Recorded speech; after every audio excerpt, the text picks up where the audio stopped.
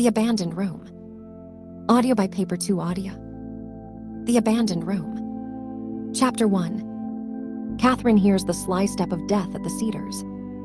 The night of his grandfather's mysterious death at the Cedars, Bobby Blackburn was, at least until midnight, in New York. He was held there by the unhealthy habits and companionships which recently had angered his grandfather to the point of threatening a disciplinary change in his will. As a consequence, he drifted into that strange adventure, which later was to surround him with dark shadows and overwhelming doubts. Before following Bobby through his black experience, however, it is better to know what happened at the Cedars where his cousin, Catherine Perrine, was, except for the servants, alone with old Silas Blackburn, who seemed apprehensive of some sly approach of disaster. At 20, Catherine was too young, too light-hearted for this care of her uncle in which she had persisted as an antidote for Bobby's shortcomings. She was never in harmony with the moldy house or its surroundings, bleak, deserted, unfriendly to content. Bobby and she had frequently urged the old man to give it up, to move, as it were, into the light. He had always answered angrily that his ancestors had lived there since before the Revolution, and that what had been good enough for them was good enough for him. So that night, Catherine had to hear alone the sly stalking of death in the house. She told it all to Bobby the next day. What happened, her emotions, the impression made on her by the people who came when it was too late to save Silas Blackburn. She said then that the old man had behaved oddly for several days, as if he were afraid. That night he ate practically no dinner. He couldn't keep still. He wandered from room to room, his tired eyes apparently seeking. Several times. She spoke to him. "What is the matter, Uncle? What worries you?" He grumbled unintelligibly, or failed to answer at all. She went into the library and tried to read, but the late fall wind swirled mournfully about the house and beat down the chimney, causing the fire to cast disturbing shadows across the walls. Her loneliness and her nervousness grew sharper. The restless, shuffling footsteps stimulated her imagination. Perhaps a mental breakdown was responsible for this alteration. She was tempted to ring for Jenkins, the butler, to share her vigil, or for one of the two women servants, now far at the back of the house. "And Bobby," she said to herself, "or somebody will have to come out here tomorrow to help." But Silas Blackburn shuffled in just then, and she was a trifle ashamed as she studied him standing with his back to the fire, glaring around the room, fumbling with hands that shook in his pocket for his pipe and some loose tobacco. It was unjust to be afraid of him. There was no question. The man himself was afraid, terribly afraid. His fingers trembled so much that he had difficulty lighting his pipe. His heavy brows, gray like his beard, contracted in a frown. His voice quavered unexpectedly. He spoke of his grandson. "Bobby, damned waster. God knows what he'll do next. He's young, Uncle Silas, and too popular." He brushed aside her customary defense. As he continued speaking, she noticed that always his voice shook as his fingers shook, as his stooped shoulders jerked spasmodically. "I ordered Mr. Robert here tonight. Not a word from him. I'd made up my mind anyway. My lawyer's coming in the morning. My money goes to the Bedford Foundation, all except a little annuity for you, Katie. It's hard on you, but I've got no faith left in my flesh and blood." His voice choked with a sentiment a little repulsive in view of his ruthless nature, his unbending egotism. "It's sad, Katie, to grow old with nobody caring for you except to covet your money." She arose and went close to him. He drew back, startled. "You're not fair, Uncle." With an unexpected movement, nearly savage, he pushed her aside and started for the door. "Uncle," she cried, "tell me, you must tell me, what makes you afraid?" He turned at the door. He didn't answer. She laughed feverishly. It's not Bobby you're afraid of." "You and Bobby," he grumbled, "are thicker than thieves." She shook her head. "Bobby and I," she said wistfully, "aren't very good friends, largely because of this life he's leading." He went on out of the room, mumbling again incoherently. She resumed her vigil, unable to read because of her misgivings, staring at the fire, starting at a harsher gust of wind or any unaccustomed sound. And for a long time there beat against her brain the shuffling, searching tread of her uncle. Its cessation about 11 o'clock increased her uneasiness. He had been so afraid. Suppose already the thing he had feared had overtaken him. She listened intently. Even then, she seemed to sense the soundless footsteps of disaster straying in the decayed house, and searching, too. A morbid desire to satisfy herself that her uncle's silence meant nothing evil drove her upstairs. She stood in the square main hall at the head of the stairs, listening. Her uncle's bedroom door lay straight ahead. To her right and left narrow corridors led to the wings. Her room and Bobby's and a spare room were.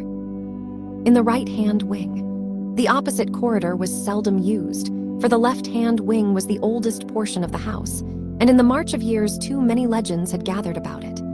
The large bedroom was there with its private hall beyond, and a narrow, enclosed staircase descending to the library. Originally, it had been the custom for the head of the family to use that room. Its ancient furniture still faded within stained walls. For many years, no one had slept in it, because it had sheltered too much suffering, because it had witnessed the reluctant spiritual departure of too many Blackburns. Catherine shrank a little from the black entrance of the corridor, but her anxiety centered on the door ahead. She was about to call when a stirring beyond it momentarily reassured her. The door opened and her uncle stepped out. He wore an untidy dressing gown. His hair was disordered. His face appeared grayer and more haggard than it had downstairs. A lighted candle shook in his right hand. "What are you doing up here, Katie?" he quavered. She broke down before the picture of his increased fear. He shuffled closer. "What you crying for, Katie?" She controlled herself. She begged him for an answer to her doubts. "You make me afraid." He laughed scornfully. "You, what you got to be afraid of?" "I'm afraid because you are," she urged. "You've got to tell me I'm all alone, I can't stand it. What are you afraid of?" He didn't answer. He shuffled on toward the disused wing. Her hand tightened on the banister. "Where are you going?" she whispered. He turned at the entrance to the corridor. "I am going to the old bedroom." Why?" she asked hysterically. "You can't sleep there, the bed isn't even made." He lowered his voice to a hoarse whisper. "Don't you mention I've gone there. If you want to know, I am afraid. I'm afraid to sleep in my own room any longer." She nodded. "And you don't think they'd look for you there? What is it? Tell me what it is. Why don't you send for someone, a man?" "Leave me alone," he mumbled. "Nothing for you to be worried about except Bobby." "Yes, there is," she cried. "Yes, there is." He paid no attention to her fright. He entered the corridor. She heard him shuffling between its narrow walls. She saw his candle disappear in its gloomy reaches. She ran to her own room and locked the door. She hurried to the window and leaned out, her body shaking, her teeth chattering as if from a sudden chill. The quiet, assured tread of disaster came nearer. The two wings, stretching at right angles from the main building, formed a narrow court. Clouds harrying the moon failed quite to destroy its power, so that she could see, across the court, the facade of the old wing and the two windows of the large room through whose curtains a spectral glow was diffused. She heard one of the windows opened with a grating noise. The court was a sounding board. It carried to her even the shuffling of the old man's feet as he must have approached the bed. The glow of his candle vanished. She heard a rustling as if he had stretched himself on the bed, a sound like a long-drawn sigh. She tried to tell herself there was no danger, that these peculiar actions sprang from the old man's fancy. But the house, her surroundings, her loneliness, contradicted her. To her overacute senses, the thought of Blackburn in that room, so often consecrated to the formula of death, suggested a special and unaccountable menace. Under such a strain, the supernatural assumed vague and singular shapes. She slept for only a little while. Then she lay awake, listening with a growing expectancy for some message to slip across the court. The moon had ceased struggling. The wind cried. The baying of a dog echoed mournfully from a great distance. It was like a remote alarm bell which vibrates too perfectly, whose resonance is too prolonged. She sat upright. She sprang from the bed and, her heart beating insufferably, felt her way to the window. From the wing opposite the message had come, a soft, shrouded sound, another long-drawn sigh. She tried to call across the court. At first, no response came from her tight throat. When it did at last, her voice was unfamiliar in her own ears, the voice of one who has to know a thing but shrinks from asking. "Uncle." The wind mocked her. "It is nothing," she told herself, "nothing." But her vigil had been too long, her loneliness too complete. Her earlier impression of the presence of death in the decaying house tightened its hold. She had to assure herself that Silas Blackburn slept untroubled. The thing she had heard was peculiar, and he hadn't answered across the court. The dark, empty corridors at first were an impassable barrier, but while she put on her slippers and her dressing gown, she strengthened her courage. There was a bell rope in the upper hall. She might get Jenkins. When she stood in the main hall, she hesitated. It would probably be a long time, provided he heard at all, before Jenkins could answer her. Her candle outlined the entrance to the musty corridor. Just a few running steps down there, a quick rap at the door, and perhaps, in an instant, her uncle's voice, and the blessed power to return to her room and sleep. While her fear grew, she called on her pride to let her accomplish that brief, abhorrent journey. Then for the first time, a different doubt came to her. As she waited alone in this disturbing nocturnal intimacy of an old house, she shrank from no thought of human intrusion, and she wondered if her uncle had been afraid of that, too, of the sort of thing that might lurk in the ancient wing with its recollections of birth and suffering and death. But he had gone there as an escape. Surely he had been afraid of men. It shamed her that, in spite of that, her fear defined itself ever more clearly as something indefinable. With a passionate determination to strangle such thoughts, she held her breath. She tried to close her mind. She entered the corridor. She ran its length. She knocked at the locked door of the old bedroom. She shrank as the echoes rattled from the dingy walls where her candle cast strange reflections. There was no other answer. A sense of an intolerable companionship made her want to cry out for brilliant light, for help. She screamed, "Uncle Silas, Uncle Silas." Through the silence that crushed her voice, she became aware finally of the accomplishment of its mission by death in this house, and she fled into the main hall. She jerked at the bell rope. The contact steadied her, stimulated her to reason. One slender hope remained. The oppressive bedroom might have driven Silas Blackburn through the private hall and down the enclosed staircase. Perhaps he slept on the lounge in the library. She stumbled down, hoping to meet Jenkins. She crossed the hall and the dining room and entered the library. She bent over the lounge. It was empty. Her candle was reflected in the face of the clock on the mantel. Its hands pointed to 2:30. She pulled at the bell cord by the fireplace. Why didn't the butler come? Alone, she couldn't climb the enclosed staircase to try the other door.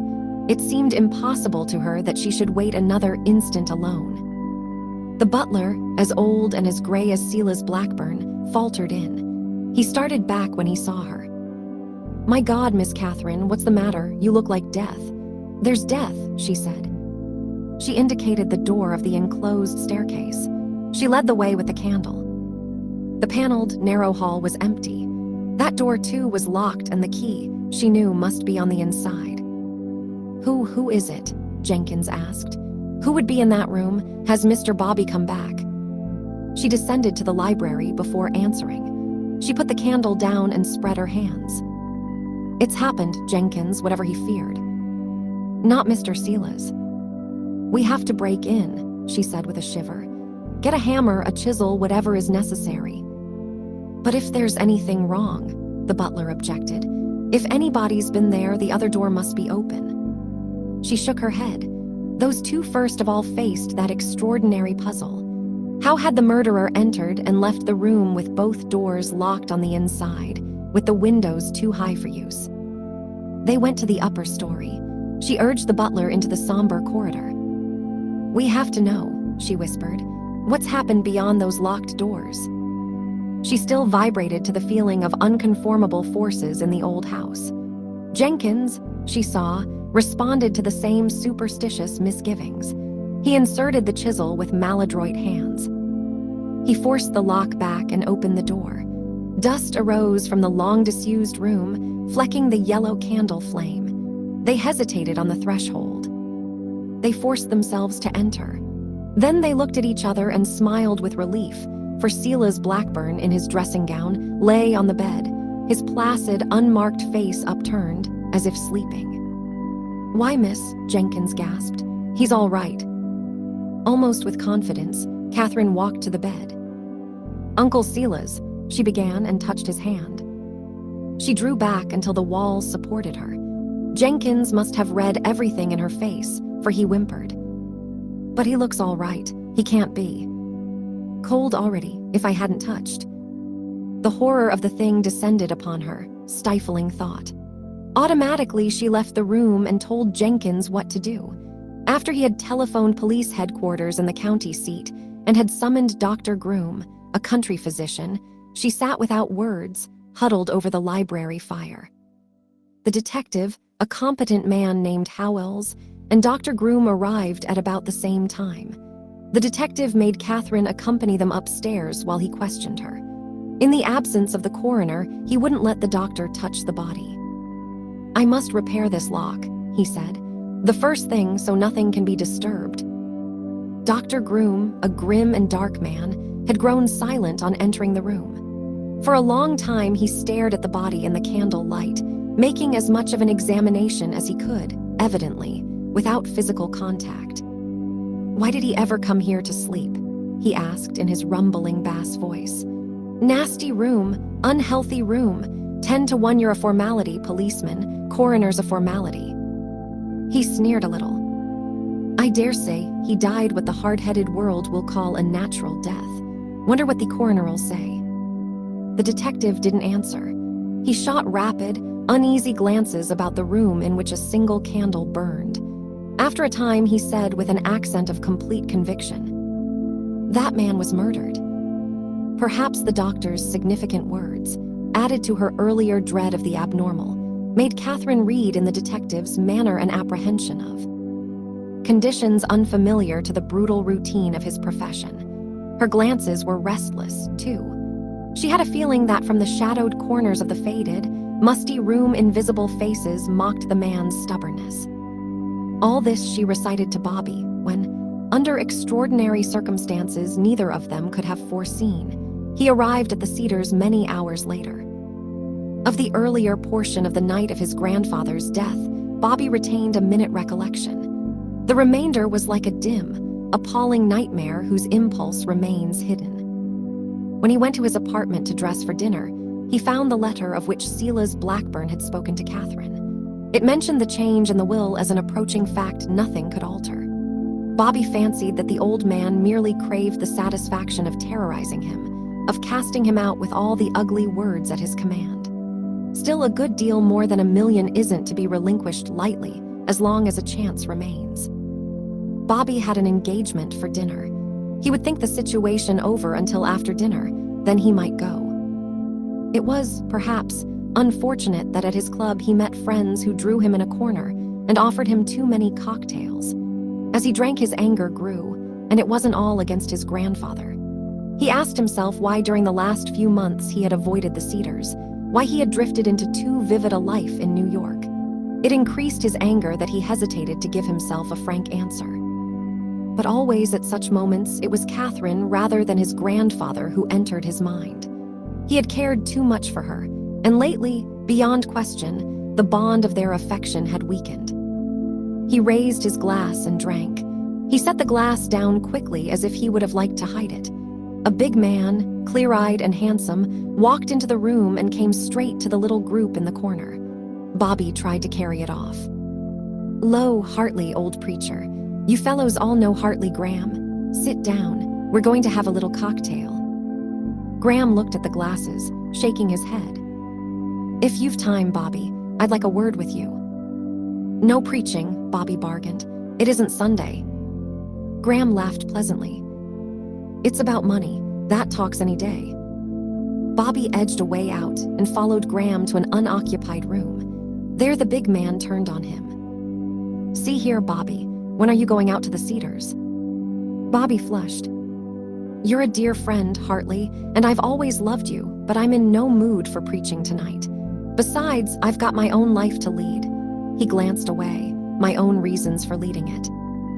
I'm not going to preach, Graham answered seriously. Although it's obvious you're raising the devil with your life, I wanted to tell you that I've had a note from Catherine today. She says your grandfather's threats are taking too much form, that the Newell's bound to come unless you do something. She cares too much for you, Bobby, to see you throw everything away. She's asked me to persuade you to go out. Why didn't she write to me? Have you been very friendly with Catherine lately? And that's not fair. You're both without parents. You owe Catherine something on that account. Bobby didn't answer, because it was clear that while Catherine's affection for him had weakened, her friendship for Graham had grown too fast. Looking at the other, he didn't wonder. There's another thing, Graham was saying. The gloomy old Cedars has got on Catherine's nerves, and she says there's been a change in the old man the last few days, wanders around as if he were afraid of something. Bobby laughed outright. Him afraid of something? It's always been his system to make everybody and everything afraid of him. But you're right about Catherine. We have always depended on each other. I think I'll go out after dinner. Then come have a bite with me, Graham urged. I'll see you off afterward. If you catch the 8:30, you ought to be out there before 10:30. Bobby shook his head. An engagement for dinner, Hartley.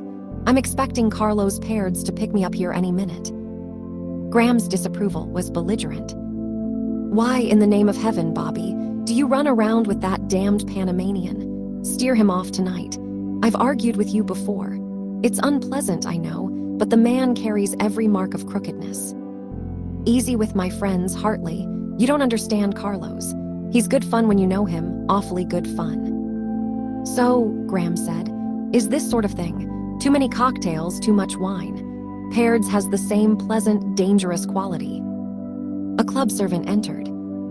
In the reception room, Mr. Blackburn. Bobby took the card, tore it into little bits, and dropped them one by one into the waste paper basket. Tell him I'll be right out. He turned to Graham. Sorry you don't like my playmates. I'll probably run out after dinner and let the old man terrorize me as a cure for his own fear. Pleasant prospect. So long. Graham caught at his arm. I'm sorry. Can't we forget tonight that we disagree about Paredes? Let me dine with you. Bobby's laugh was uncomfortable. Come on if you wish, and be my guardian angel. God knows I need one. He walked across the hall and into the reception room. The light was not brilliant there. One or two men sat reading newspapers about a green-shaded lamp on the center table, but Bobby didn't see Paredes at first. Then from the obscurity of a corner, a form, tall and graceful, emerged with a slow monotony of movement suggestive of stealth. The man's dark, somber eyes revealed nothing. His jet-black hair, parted in the middle, and his carefully trimmed Van Dyke beard gave him an air of distinction, an air, at the same time, a trifle too reserved. For a moment, as the green light stained his face unhealthily, Bobby could understand Graham's aversion. He brushed the idea aside. Glad you've come, Carlos. The smile of greeting vanished abruptly from Paredes' face. He looked with steady eyes beyond Bobby's shoulder. Bobby turned. Graham stood on the threshold, his face a little too frank, but the two men shook hands. I'd an idea until I saw Bobby, Graham said, that you'd gone back to Panama. Paredes yawned. Each year I spend more time in New York. Business suggests it. Pleasure demands it. His voice was deep and pleasant, but Bobby had often remarked that it, like Paredes' eyes, was too reserved. It seemed never to call on its obvious powers of expression. Its accent was noticeable only in a pleasant, polished sense. Hartley, Bobby explained, is dining with us. Paredes let no disapproval slip, but Graham hastened to explain. Bobby and I have an engagement immediately after dinner. An engagement after dinner? I didn't understand. Let's think of dinner first, Bobby said. We can talk about engagements afterward. Perhaps you'll have a cocktail here while we decide where we're going.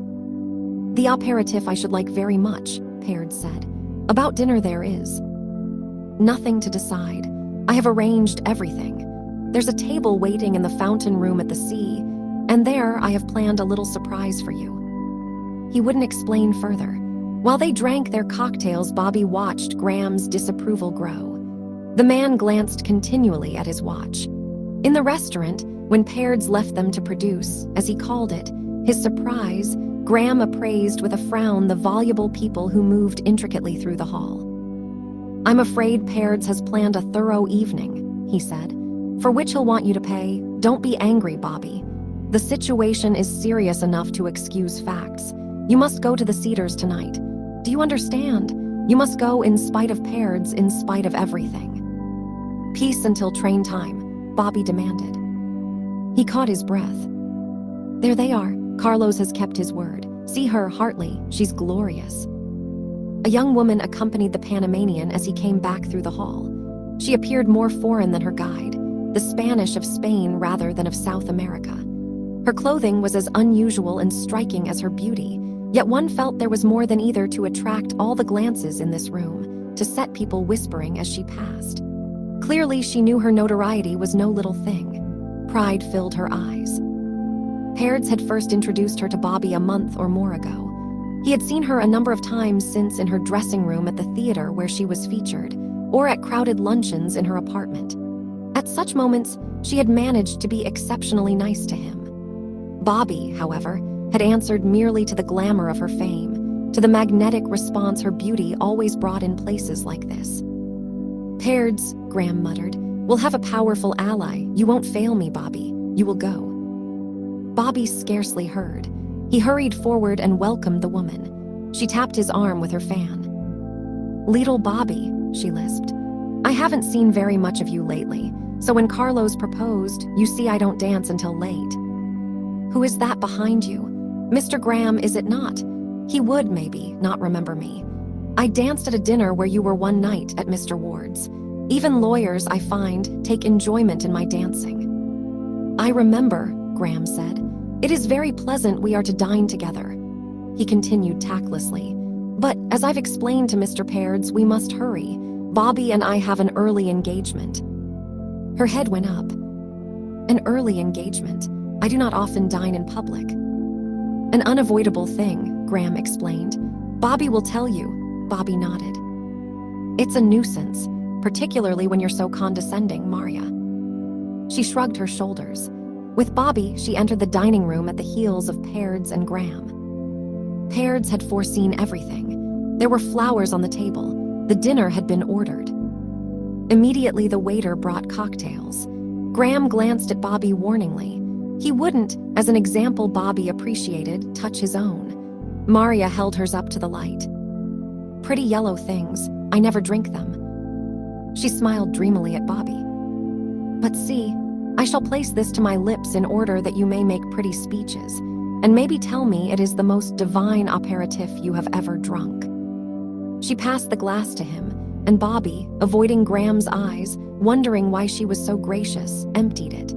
And afterward, frequently, she reminded him of his wine by going through the same elaborate formula. Probably because of that, as much as anything else, constraint grasped the little company tighter. Graham couldn't hide his anxiety. Pairds mocked it with sneering phrases, which he turned most carefully. Before the meal was half finished, Graham glanced at his watch. "We've just time for the 8:30, he whispered to Bobby. "If we pick up a taxi." Maria had heard. She pouted. "There is no engagement," she lisped.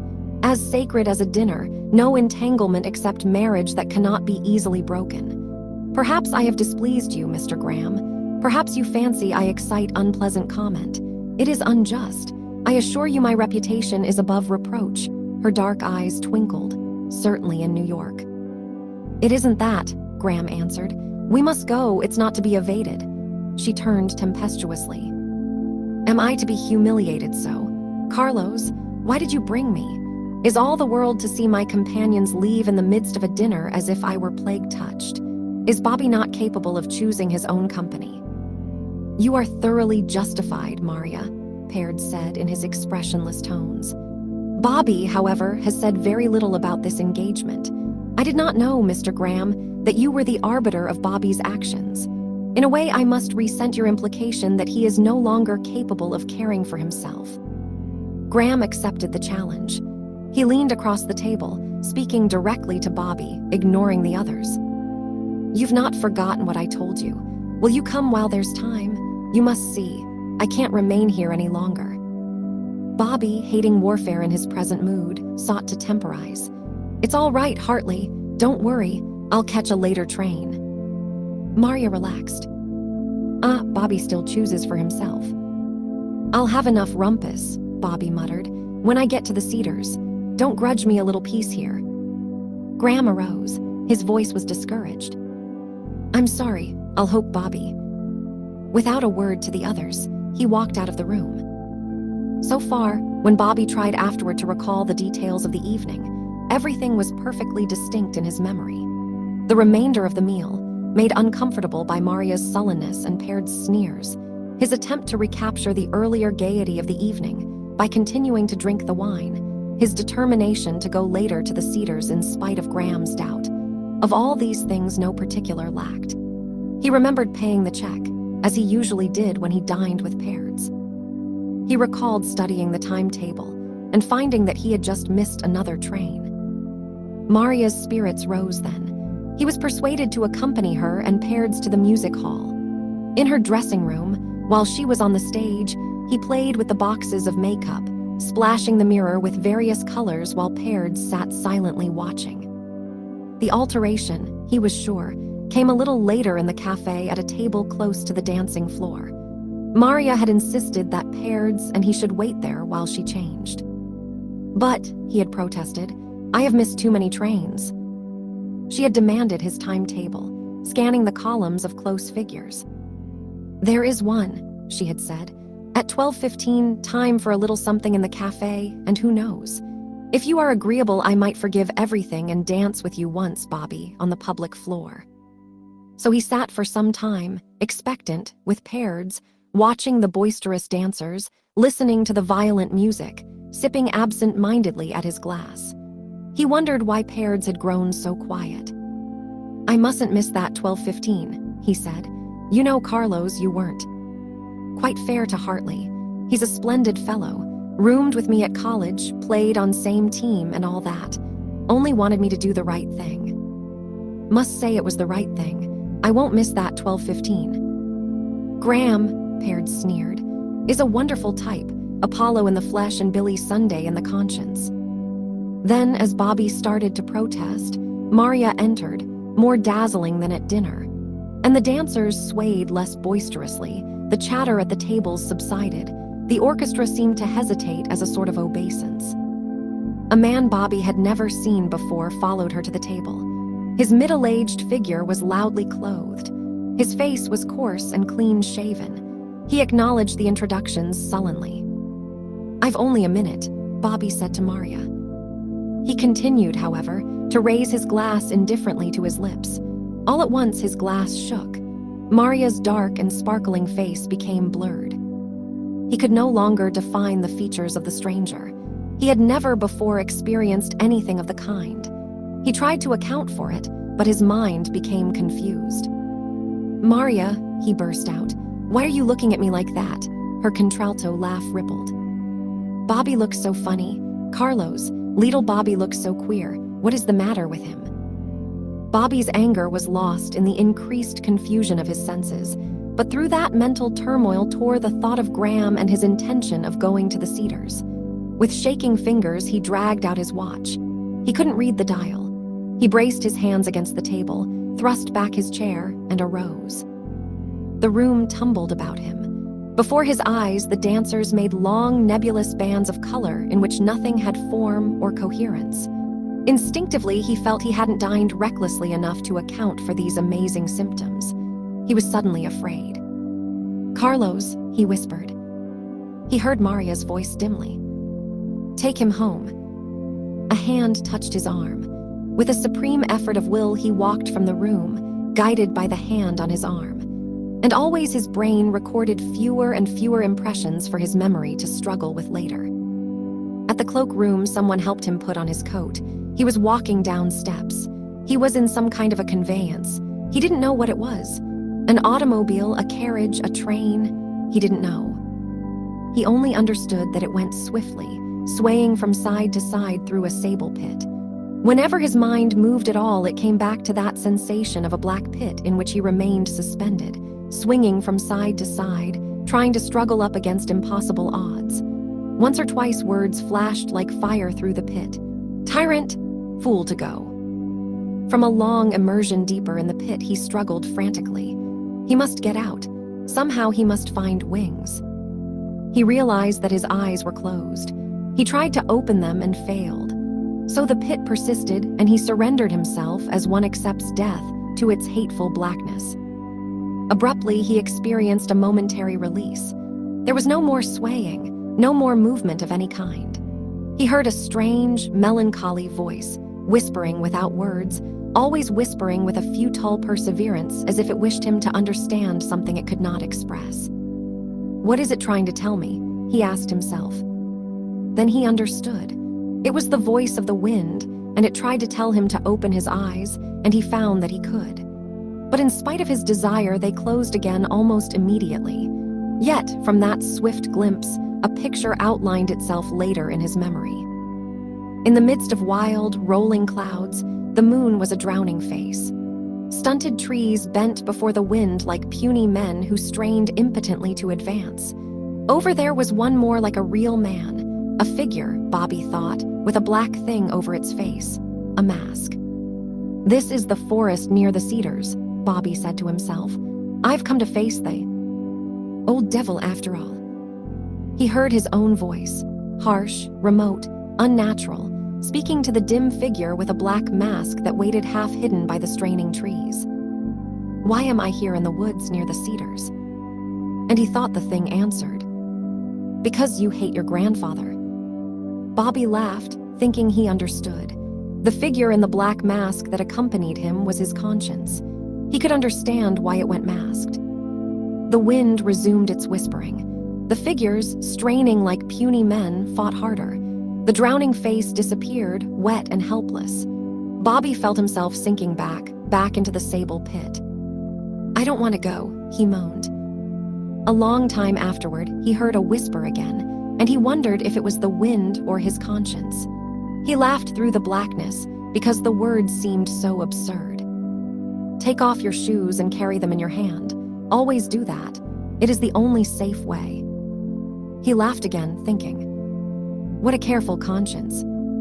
He retained only one more impression. He was dully aware that some time had passed. He shivered. He thought the wind had grown angry with him, for it no longer whispered. It shrieked, and he could make nothing of its wrath. He struggled frantically to emerge from the pit.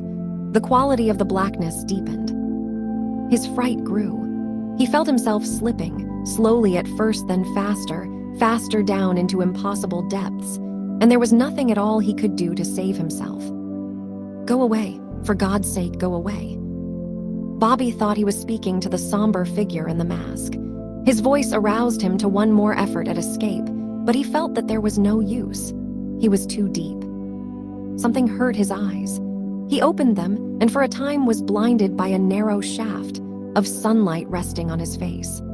With an effort, he moved his head to one side and closed his eyes again, at first merely thankful that he had escaped from the black hell, trying to control his sensations of physical evil. Subtle curiosity forced its way into his sick brain and stung him wide awake.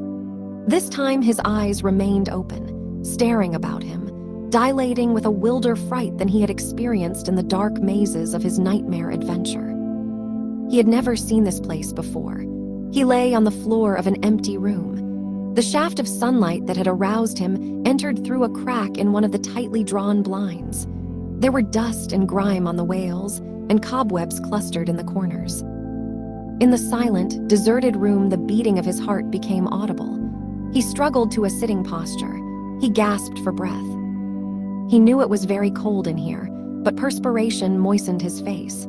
He could recall no such suffering as this since, when a boy, he had slipped from the crisis of a destructive fever. Had he been drugged? But he had been with friends. There was no motive. What house was this? Was it, like this room, empty and deserted? How had he come here? For the first time, he went through that dreadful process of trying to draw from the black pit useful memories. He started, recalling the strange voice and its warning, for his shoes lay nearby as though he might have dropped them carelessly when he had entered the room and stretched himself on the floor. Damp earth adhered to the soles. The leather above was scratched. Then, he thought, that much is right, I was in the woods.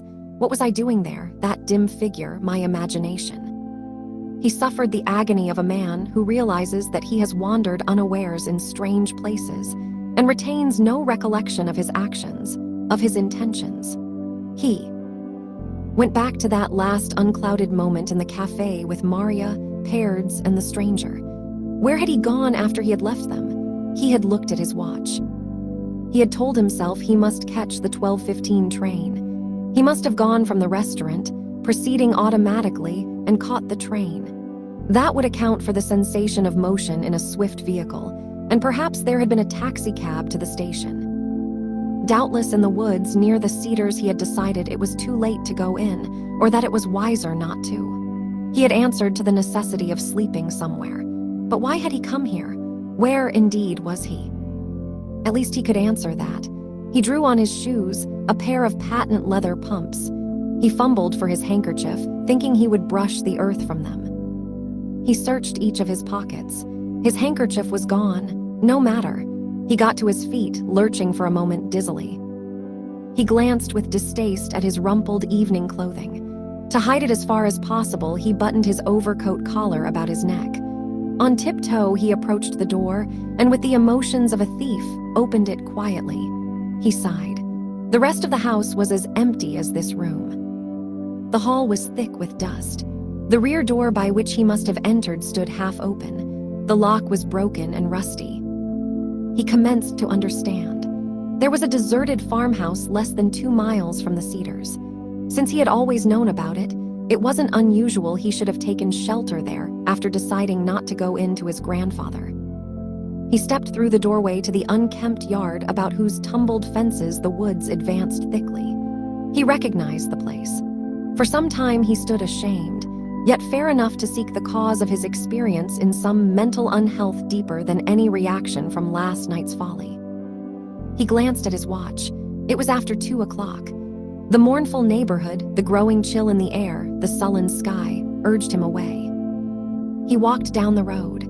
Of course, he couldn't go to the cedars in this condition. He would return to his apartment in New York where he could bathe, change his clothes, recover from this feeling of physical ill, and remember, perhaps, something more. It wasn't far to the little village on the railroad, and at this hour there were plenty of trains. He hoped no one he knew would see him at the station. He smiled wearily. What difference did that make? He might as well face old Blackburn himself as he was. By this time the thing was done. The new will had been made. He was penniless and an outcast, but his furtive manner clung. He didn't want Catherine to see him like this. From the entrance of the village, it was only a few steps to the station. Several carriages stood at the platform, testimony that a train was nearly due. He prayed that it would be for New York. He didn't want to wait around. He didn't want to risk Catherine's driving in on some errand. His mind, intent only on escaping prying eyes, was drawn by a man who stepped from behind a carriage and started across the roadway in his direction, staring at him incredulously. His quick apprehension vanished. He couldn't recall that surprised face. There was no harm being seen, miserable as he was, dressed as he was by this stranger. He looked at him closer. The man was plainly clothed. He had small, sharp eyes. His hairless face was intricately wrinkled. His lips were thin, making a straight line. To avoid him, Bobby stepped aside, thinking he must be going past, but the stranger stopped and placed a firm hand on Bobby's shoulder. He spoke in a quick, authoritative voice. "Certainly, you are Mr. Robert Blackburn." For Bobby, in his nervous, bewildered condition, there was an ominous note in this surprise, this assurance, this peremptory greeting. "What's amazing about that?" he jerked out. The stranger's lips parted in a straight smile. "Amazing, that's the word I was thinking of. Hoped you might come in from New York. Seemed you were here all the time. That's a good one on me, a very good one." The beating of Bobby's heart was more pronounced than it had been in the deserted house. He asked himself why he should shrink from this stranger who had an air of threatening him. The answer lay in that black pit of last night and this morning. Unquestionably, he had been indiscreet. The man would tell him how. "You mean," he asked with dry lips, "that you've been looking for me? Who are you? Please take your hand off." The stranger's grasp tightened. "Not so fast, Mr. Robert Blackburn. I dare say you haven't just now come from the Cedars." No, I'm on my way to New York. There's a train soon, I think." His voice trailed away. The stranger's straight smile widened. He commenced to laugh harshly and uncouthly. "Sure, there's a train, but you don't want to take it. And why haven't you been at the Cedars? Grandpa's death grieved you too much to go near his body." Bobby drew back.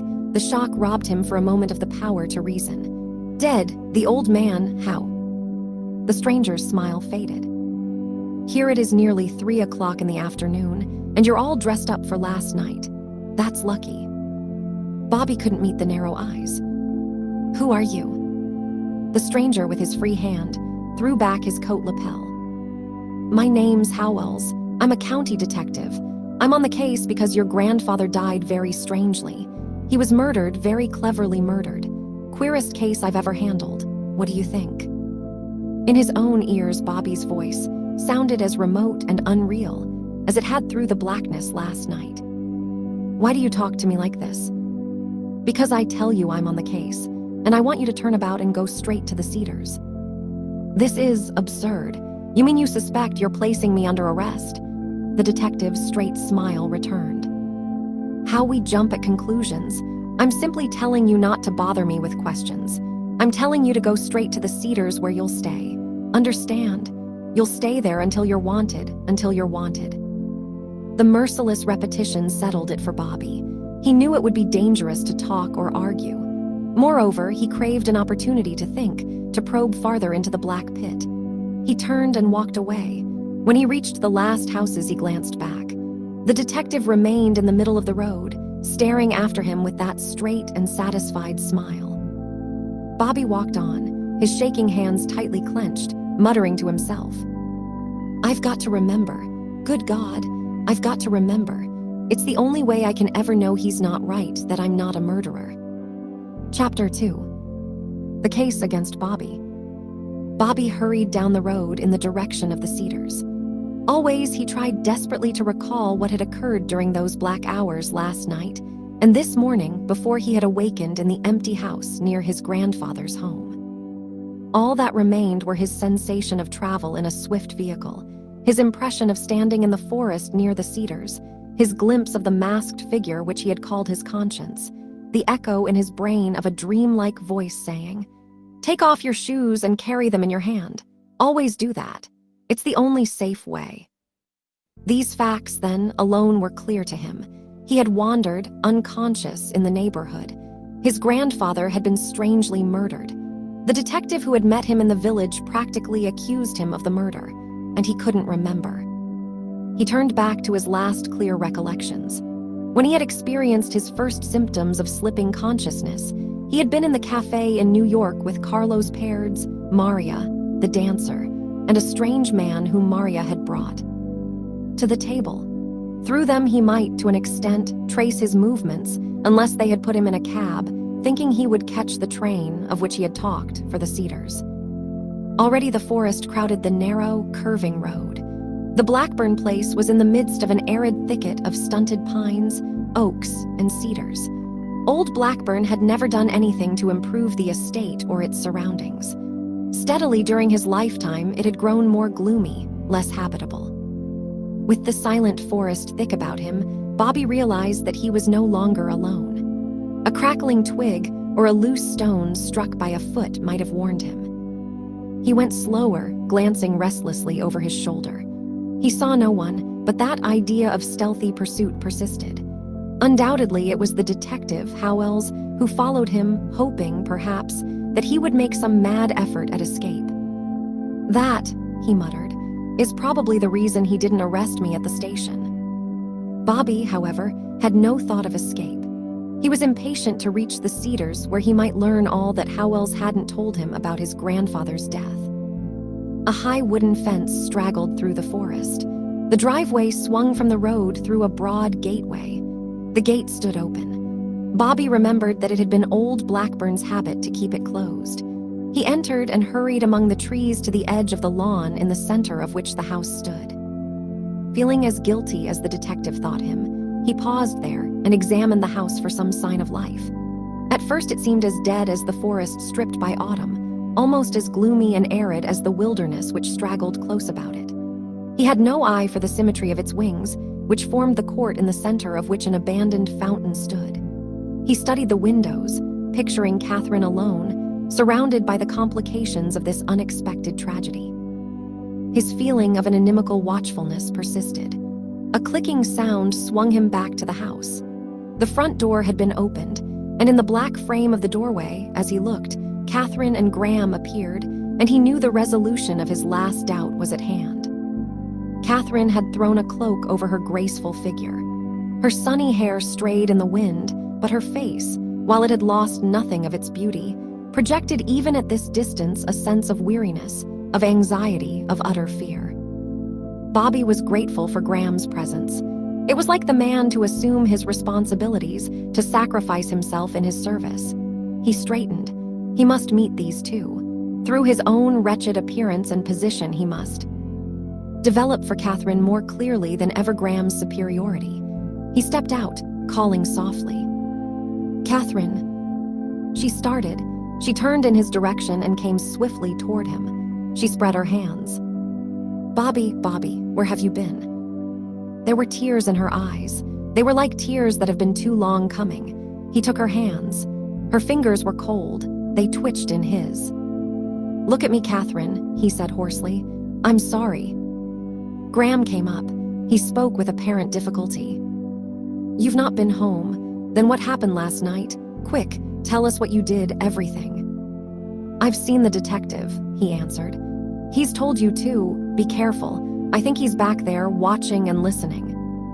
Catherine freed her hands. The tears had dried. She shook a little. "Then you were at the station," she said. "You must have come from New York, but I tried so hard to get you there. For hours I telephoned and telegraphed. Then I got Hartley. Come away from the trees so we can talk without being overheard." As they moved to the center of the open space, Graham indicated Bobby's evening clothes. "Why are you dressed like that, Bobby? You did come from town. You can tell us everything you did last night after I left you, and early this morning." Bobby shook his head. His answer was reluctant. "I didn't come from New York just now. I was evidently here last night, and I can't remember Hartley. I remember scarcely anything." Graham's face whitened. "Tell us," he begged. "You've got to remember," Catherine cried. Bobby, as minutely as he could, recited the few impressions that remained from last night. When he had finished, Graham thought for some time. "Pairds and the dancer," he said at last, "practically forced me away from you last night. It's obvious, Bobby, you must have been drugged." Bobby shook his head. "I thought of that right away, but it won't do. If I had been drugged, I wouldn't have moved around, and I did come out somehow. I managed to get to the empty house to sleep. It's more as if my mind had simply closed, as if it had gone on working its own ends without my knowing anything about it. And that's dreadful because the detective has practically accused me of murdering my grandfather. How was it done? You see, I know nothing. Tell me how he was killed. I can't believe I'm such a beast. Tell me, if I was in the house, some detail might start my memory." So Catherine told her story while Bobby listened, shrinking from some disclosure that would convict him. As she went on, however, his sense of bewilderment increased, and when she had finished, he burst out. "But where is the proof of murder? Where is there even a suggestion? You say the doors were locked and he doesn't show a mark." "That's what we can't understand," Graham said. "There's no evidence we know anything about that your grandfather's heart didn't simply give out, but the detective is absolutely certain, and there's no use mincing matters, Bobby. He believes he has the proof to convict you. He won't tell me what. He simply smiles and refuses to talk." "The motive?" Bobby asked. Graham looked at him curiously. Catherine turned away. "Of course," Bobby cried with a sharpened discomfort. "I'd forgotten. The money, the new will he had planned to make. The money's mine now, but if he had lived until this morning, it never would have been. I see." "It is a powerful motive," Graham said, "for anyone who doesn't know you." "But," Bobby answered. Howells has got to prove first that my grandfather was murdered. The autopsy. Coroner's out of the county, Graham replied. And Howells won't have an assistant. Dr. Groom's waiting in the house. We're expecting the coroner almost any time. Bobby spoke rapidly. If he calls it murder, Hartley, there's one thing we've got to find out. What my grandfather was afraid of. Tell me again, Catherine, everything he said about me. I can't believe he could have been afraid of me. He called you, Catherine answered. A waster, he said. God knows what he'll do next. He said he'd ordered you out last night and he hadn't had a word from you, but that he'd made up his mind anyway. He was going to have his lawyer this morning and change his will, leaving all his money to the Bedford Foundation, except a little annuity for me. He grew sentimental and said he had no faith left in his flesh and blood, and that it was sad to grow old with nobody caring for him except to covet his money. I asked him if he were afraid of you, and all he answered was, "You and Bobby are thicker than thieves." Oh, yes. When I saw him for the last time in the hall, he said there was nothing for me to worry about except you. That's all. I remember perfectly. He said nothing more about you. I wonder, Bobby muttered, if a jury wouldn't think it enough. Catherine shook her head. There seemed so much more than that behind his fear, she said. As I've told you, he gave me a feeling of superstition. I never once was afraid of a murderer of a man in the house. I was afraid of something queer and active, but not human. Bobby straightened. Would you, he asked, call a man going about in an aphasia quite human? Somnambulists do unaccountable things, such as overcoming locked doors. Don't, Bobby, don't, Catherine cried. SHH quiet, Graham warned. A foot scraped on gravel. Maybe the detective, Bobby suggested. He stared at the bend, expecting to see the stiff, plain figure of the detective emerge from the forest. Instead, with a dawning amazement, he watched Carlos Pairds stroll into view. The Panamanian was calm and immaculate. His Van Dyke beard was neatly trimmed and combed. As he advanced, he puffed in leisurely fashion at a cigarette.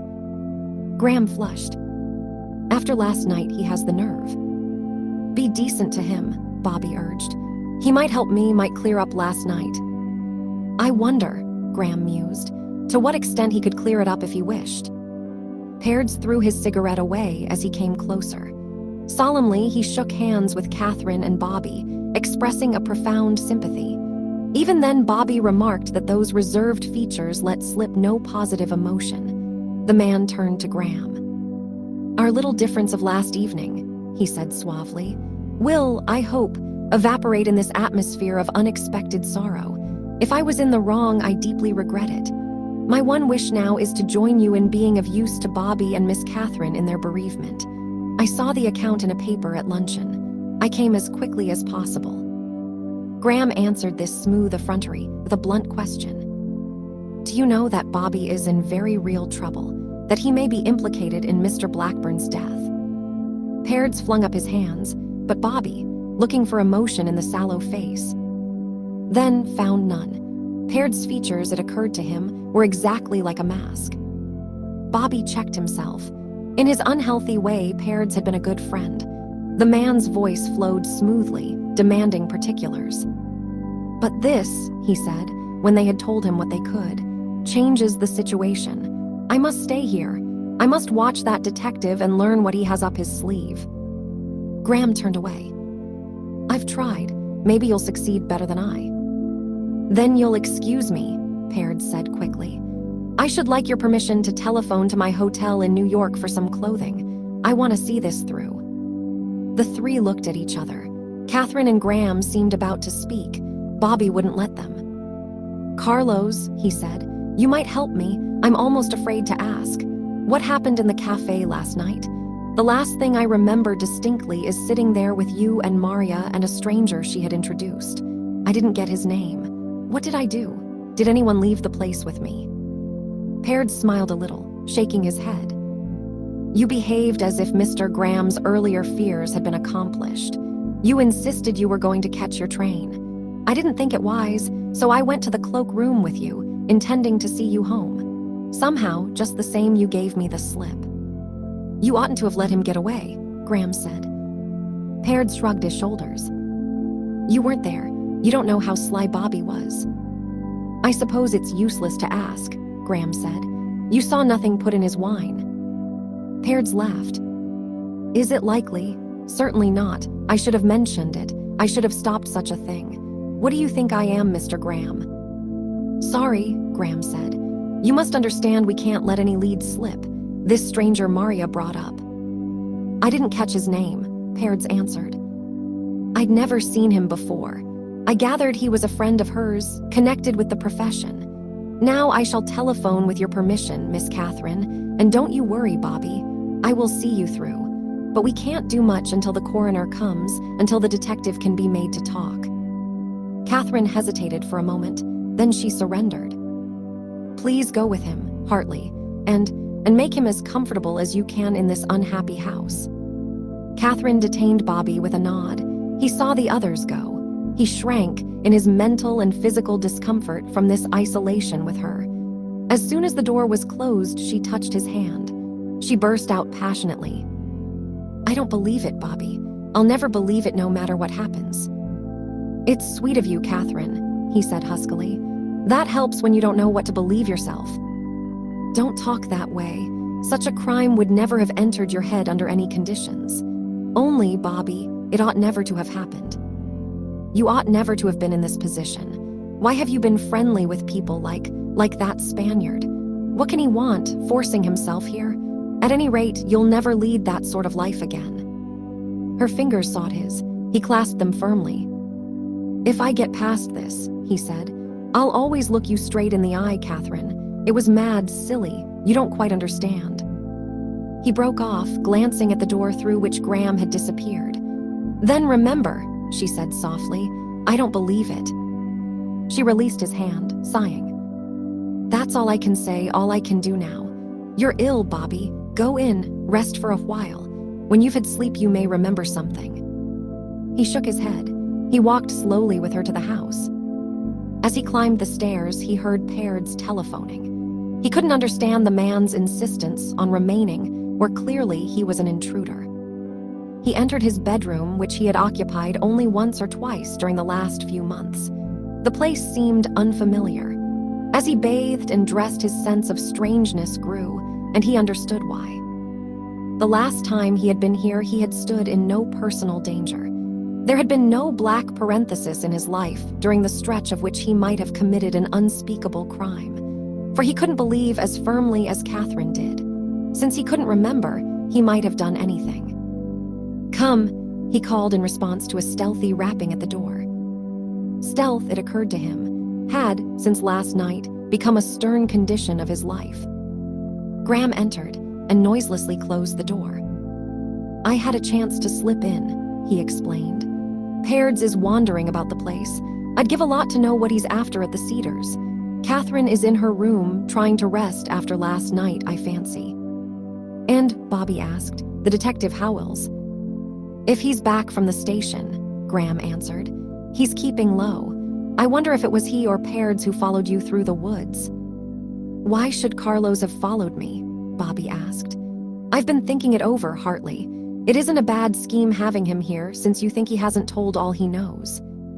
"I don't say that," Graham answered. "I don't know what to think about Peards. I've come to talk about just that. I'm a lawyer and I've had some criminal practice. Since this detective will be satisfied with you for a victim, I'm going to take your case if you'll have me. I'll be your detective as well as your lawyer." Bobby was a good deal touched. "That's kind of you, more than I deserve, for I have resented you at times." Graham, it was clear, didn't guess he referred to his friendship for Catherine, for he answered quickly. "I must have seemed a nuisance, but I was only trying to get you back on the straight path where you've always belonged. I can't believe you did this thing, even unconsciously, until I'm shown proof without a single flaw. Until the autopsy, the only thing we have to work on is that party last night. I've telephoned to New York and put a trustworthy man on the heels of Maria and the stranger. Meantime, I think I'd better watch developments here." "Please," Bobby agreed. "Stay with me, Hartley, until this man takes some definite action." He picked at the fringe of the window curtain. If the autopsy shows that my grandfather was murdered, he said, either I killed him, or else someone has deliberately tried to throw suspicion on me, for with only a motive to go on this detective wouldn't be so sure. Why in the name of heaven should anyone kill the old man, place all this money in my hands, and at the same time send me to the electric chair? Don't you see how absurd it is that Carlos, Maria, or anyone else should have had a hand in it? There was nothing for them to gain from his death. I've thought and thought in such circles until I am almost convinced of the logic of my guilt. He drew the curtain farther back and gazed across the court at the room where his grandfather lay dead. One of the two windows of the room was a little raised, but the blinds were closely drawn. I did hate him, he mused. There's that. Ever since I can remember, he did things to make me despise him. Have you seen him? Graham nodded. Howells took me in. He looked perfectly normal, not a mark. I don't want to see him, Bobby said. He drew back from the window, pointing. The detective, Howells, had strolled into the court. His hands hung at his sides. They didn't swing as he walked. His lips were stretched in that thin, straight smile. He paused by the fountain, glancing for a moment anxiously downward. Then he came on and entered the house. He'll be restless, Graham said, until the coroner comes and proves or disproves his theory of murder. If he questions you, you'd better say nothing for the present. From his point of view, what you remember of last night would be only damaging. I want him to leave me alone, Bobby said. If he doesn't arrest me, I won't have him bullying me. Jenkins knocked and entered. The old butler was as white-faced as Bobby, more tremulous.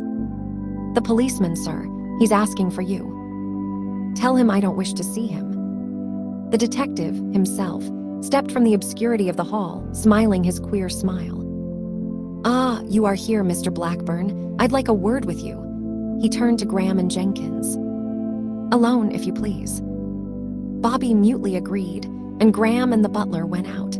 The detective closed the door and leaned against it, studying Bobby with his narrow eyes. I don't suppose, he began, that there's any use asking you about your movements last night. None, Bobby answered jerkily, unless you arrest me and take me before those who ask questions with authority. The detective's smile widened. No matter. I didn't come to argue with you about that. I was curious to know if you tried to see your grandfather's body. Bobby shook his head. I took it for granted the room was locked. Yes, the detective answered, but some people, it seems, have skillful ways of overcoming locks. He moved to one side, placing his hand on the doorknob. I've come to open doors for you, to give you the opportunity an affectionate grandson must crave. Bobby hesitated, fighting back his feeling of repulsion, his first instinct to refuse. The detective might take it as an evidence against him. On the other hand, if he went, the man would unquestionably try to tear from a meeting between the living and the dead some valuable confirmation of his theory.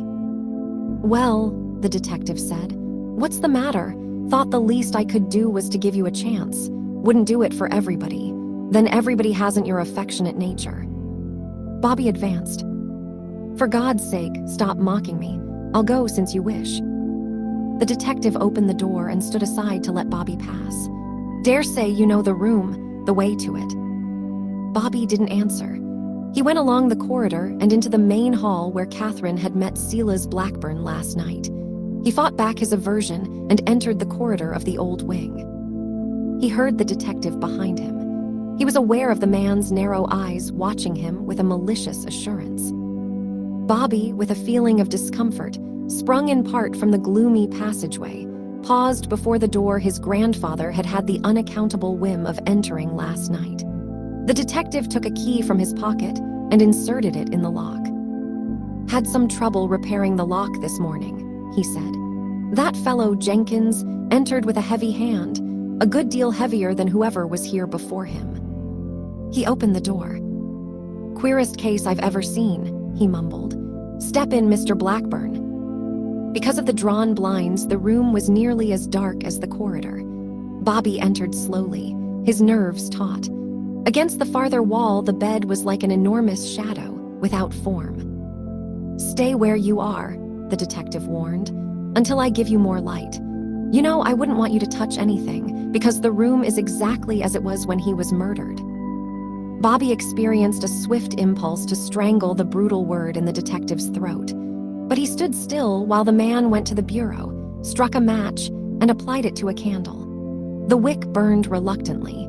It flickered in the wind that slipped past the curtain of the open window. "Come here," the detective commanded roughly. Bobby dragged himself forward until he stood at the foot of the four-poster bed. The detective lifted the candle and held it beneath the canopy.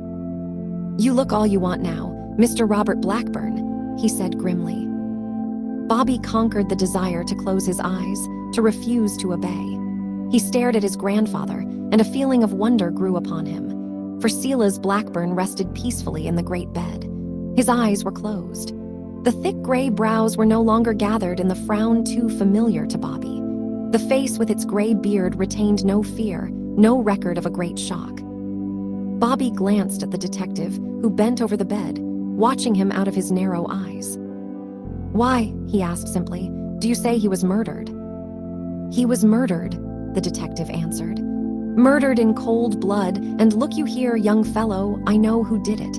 I'm going to strap that man in the electric chair. He's got just one chance if he talks out, if he makes a clean breast of it." Across the body, he bent closer. He held the candle so that its light searched Bobby's face instead of the dead man's, and the uncertain flame was like an ambush for his eyes. In response to those intolerable words, Bobby's sick nerves stretched too tight. No masquerade remained before this huntsman who had his victim trapped and calmly studied his agony. The horror of the accusation shot at him across the body of the man he couldn't be sure he hadn't murdered, robbed him of his last control. He cried out hysterically, "Why don't you do something? For God's sake, why don't you arrest me?" A chuckle came from the man in ambush, behind the yellow flame. "Listen to the boy. What's he talking about?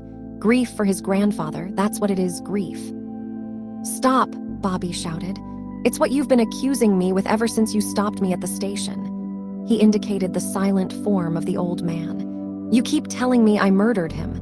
Why don't you arrest me then? Why don't you lock me up? Why don't you put the case on a reasonable basis?" He waited, trembling. The flame continued to flicker, but the hand holding the candlestick failed to move, and Bobby knew that the eyes didn't waver either. He forced his glance from the searching flame. He managed to lower and steady his voice. "You can't, that's the trouble. He wasn't murdered. The coroner will tell you so. Anybody who looks at him will tell you so.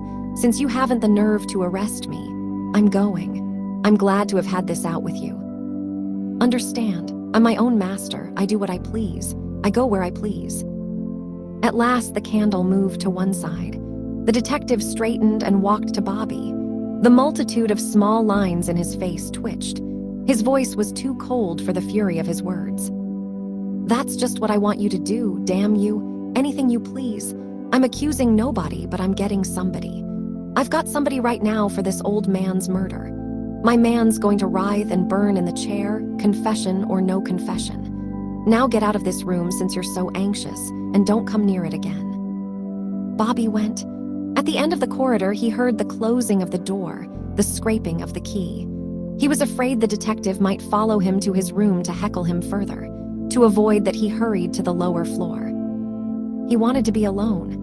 He must have time to accustom himself to this degrading fate which loomed in the too close future. Unless they could demolish the detective's theory, he, Bobby Blackburn, would go to the death house. A fire blazed in the big hall fireplace. Paired stood with his back to it, smoking and warming his hands. A man sat in the shadow of a deep leather chair, his rough, unpolished boots stretched toward the flaming logs. As he came down the stairs, Bobby heard the heavy, rumbling voice of the man in the chair. "Certainly it's a queer case, but not the way Howells means. I dare say the old fool died what the world will call a natural death. If you smoke so much, you will, too, before long." Bobby tried to slip past, but Paired saw him. "Feeling better, Bobby?" The boots were drawn in. From the depths of the chair arose a figure nearly gigantic in the firelight. The man's face, at first glance, appeared to be covered with hair. Black and curling, it straggled over his forehead. It circled his mouth and fell in an unkempt beard down his waistcoat. The huge man must have been as old as Sela's Blackburn, but he showed no touch of gray. His only concession to age was the sunken and bloodshot appearance of his eyes. Bobby and Catherine had always been afraid of this great, grim country practitioner who had attended their childish illnesses. That sense of an overpowering and incomprehensible personality had lingered. Even through his graver fear, Bobby felt a sharp discomfort as he surrendered his hand to the other's absorbing grasp. "I'm afraid you came too late this time, Dr. Groom." The doctor looked him up and down. "Not for you, I guess," he grumbled. "Don't you know you're sick, boy?" Bobby shook his head. "I'm very tired, that's all. I'm on my way to the library to try to rest." He freed his hand. The big man nodded approvingly. "I'll send you a dose," he promised. "And don't you worry about your grandfather's having been murdered by any man. I've seen the body. Stuff and nonsense, detectives an ass, waiting for coroner, although I know he's one too." "I pray," Bobby answered listlessly, "that you're right." "If there's any little thing I can do," Pairds offered formally. No, thanks," Bobby answered. He went on to the library. He glanced with an unpleasant shrinking from the door of the enclosed staircase leading to the private hall just outside the room in which his grandfather lay dead. There was no fire here, but he wrapped himself in a rug and lay on the broad, high-backed lounge which was drawn close to the fireplace, facing it. His complete weariness conquered his premonitions, his feeling of helplessness. The entrance of Jenkins barely aroused him. "Where are you, Mr. Robert?" "Here," Bobby answered sleepily. The butler walked to the lounge and looked over the back. "To be sure, sir, I didn't see you here." He held out a glass. "Dr. Groom said you were to drink this. It would make you sleep, sir." Bobby closed his eyes again. "Put it on the table, where I can reach it when I want it."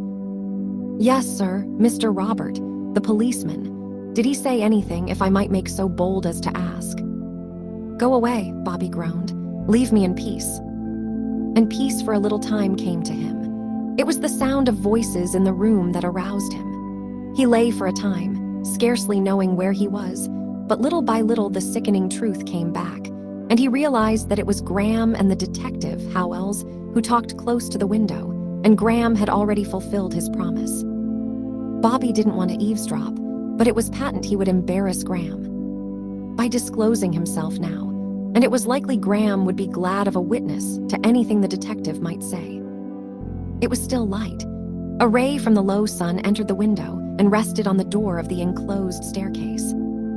Graham's anxious demand was the first thing Bobby heard distinctly, the thing that warned him to remain secreted. "I think now, with the coroner on his way, it's time you defined your suspicions a trifle more clearly.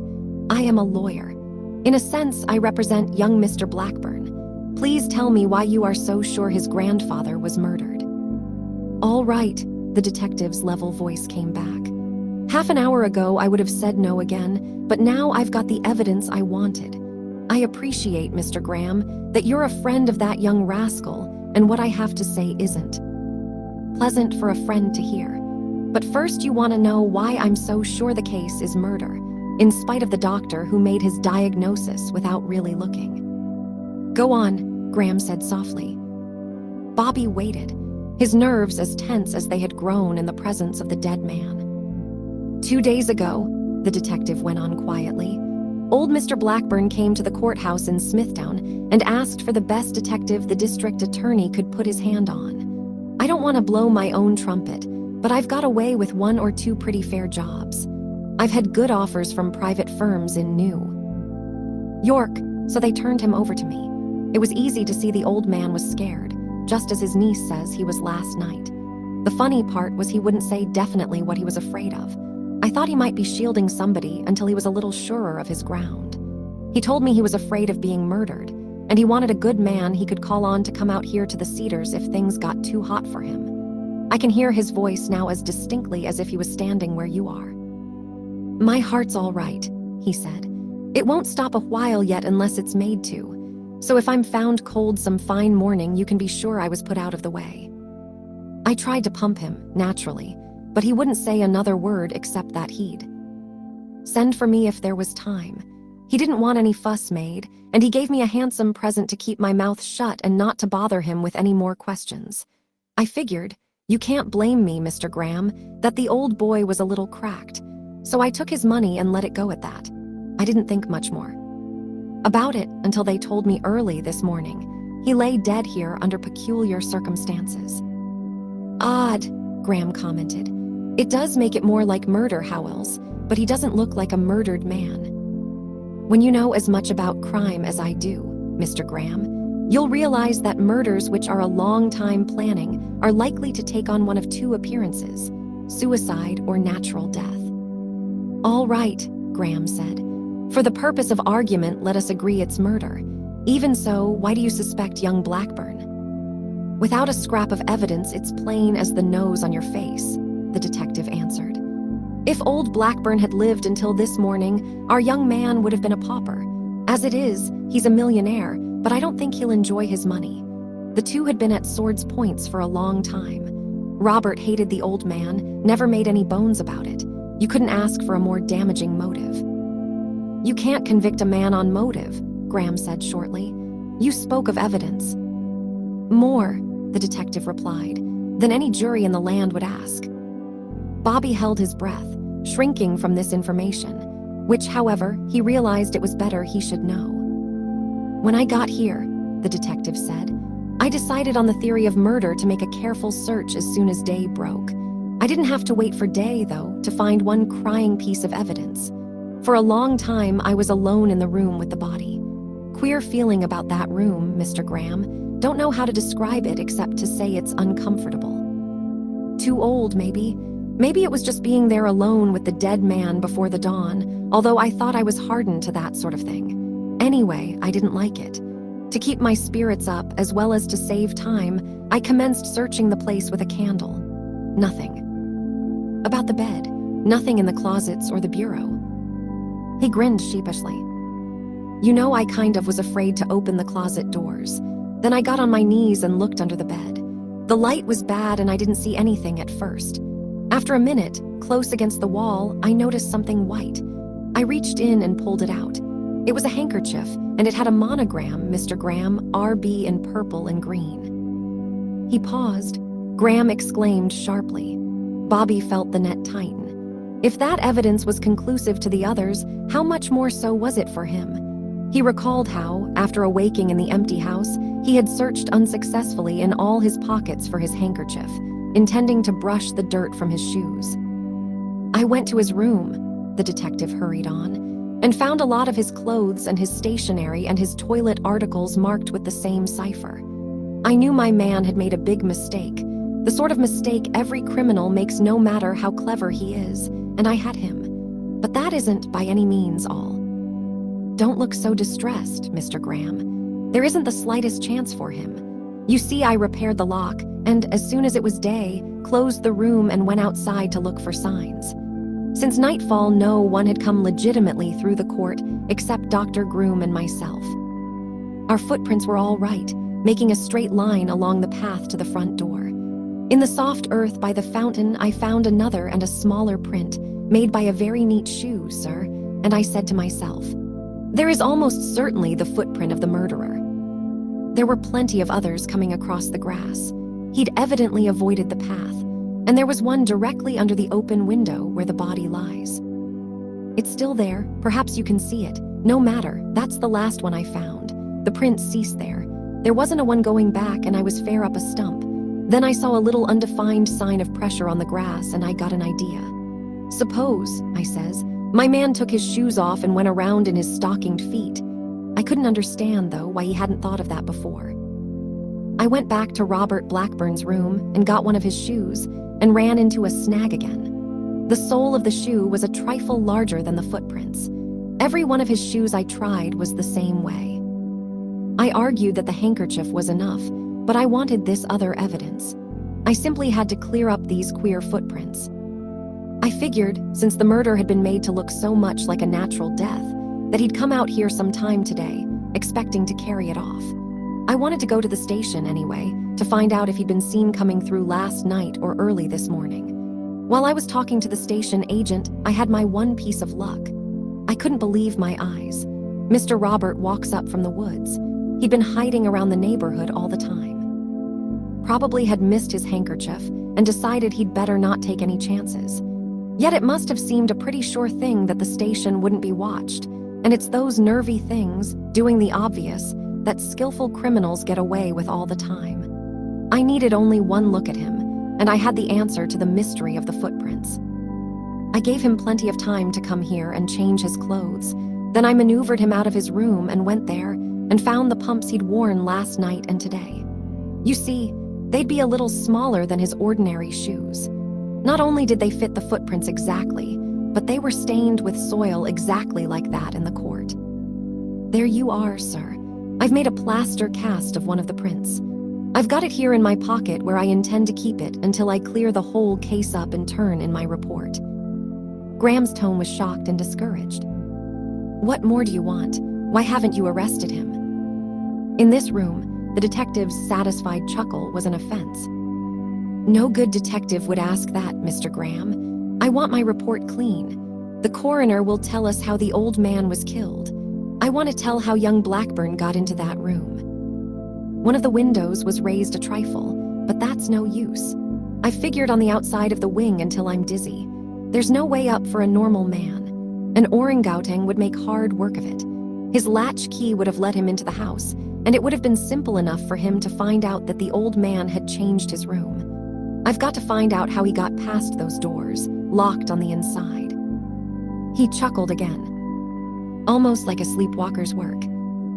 Bobby shivered. Was that where the evidence pointed? Already the net was too finely woven. The detective continued earnestly. I'm figuring on some scheme to make him show me the way. I've a sort of plan for tonight, but it's only a chance. What? Graham asked. Oh no, sir, Howells laughed. You'll learn about that when the time comes. I don't understand you, Graham said. You're sure of your man, but you keep no close watch on him. Do you know where he is now?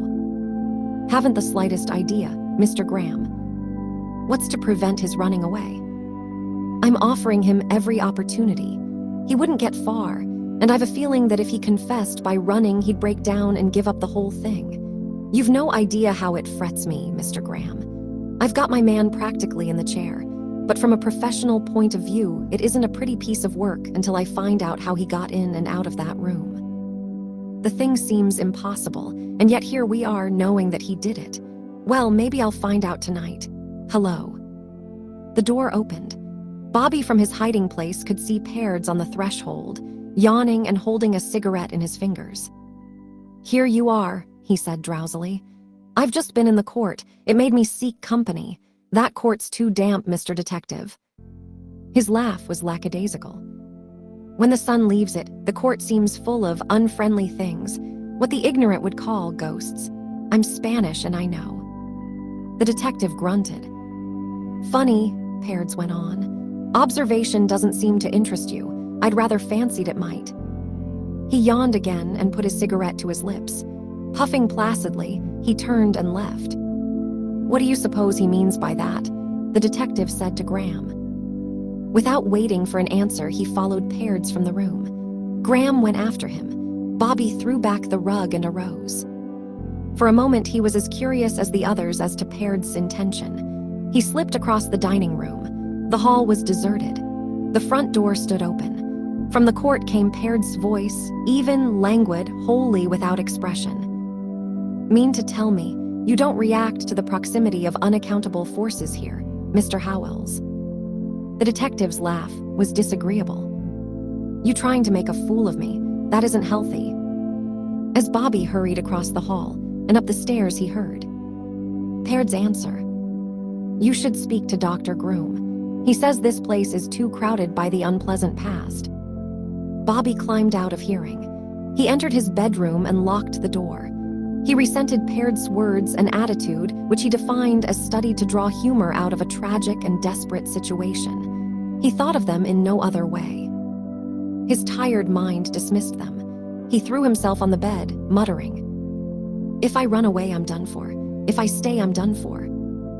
He took a fierce, twisted joy in one phase of the situation. If I was there last night, he thought, Howells will never find out how I got into the room because, no matter what trap he sets, I can't tell him. His leaden weariness closed his eyes. For a few minutes he slept again. Once more it was a voice that awakened him, this time a woman's, raised in a scream. He sprang up, flung open the door, and stumbled into the corridor. Catherine stood there, holding her dressing gown about her with trembling hands. The face she turned to Bobby was white and panic-stricken. She beckoned, and he followed her to the main hall. The others came tearing up the stairs: Graham, Pairds, the detective, and the black and gigantic doctor. In answer to their quick questions, she whispered breathlessly, "I heard. It was just like last night. It came across the court and stole in at my window." She shook. She stretched out her hands in a terrified appeal. Something moved in that room where he's dead." "Nonsense," the detective said. "Both doors are locked and I have the keys in my pocket." Pairds fumbled with a cigarette. "You're forgetting what I said about my sensitive apprehension of strange things." The detective interrupted him loudly, confidently. "I tell you the room is empty, except for the murdered man, unless someone's broken down a door." Catherine cried out, "No, I heard that same stirring. Something moved in there." The detective turned brusquely and entered the old corridor. "We'll see." The others followed. Catherine was close to Bobby. He touched her hand. "He's right, Catherine. No one's there. No one could have been there. You mustn't give way like this. I'm depending on you, on your faith." She pressed his hand, but her assurance didn't diminish. The keys scraped in the lock. They crowded through the doorway after the detective. He struck a match and lighted the candle. He held it over the bed. He sprang back with a sharp cry, unlike his level quality, his confident conceit. He pointed. They all approximated his helpless gesture, his blank amazement. For on the bed had occurred an abominable change. The body of Silas Blackburn no longer lay peacefully on its back. It had been turned on its side and remained in a stark and awkward attitude. For the first time, the back of the head was disclosed.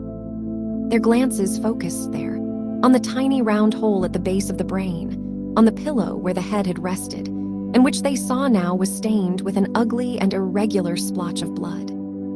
Bobby saw the candle quiver at last in the detective's hand. The man strode to the door leading to the private hall and examined the lock. "Both doors," he said, "were locked. There was no way in." He turned to the others, spreading his hands in justification. The candle, which he seemed to have forgotten, cast gross, moving shadows over his face and over the face of the dead man. "At least you'll all grant me now that he was murdered."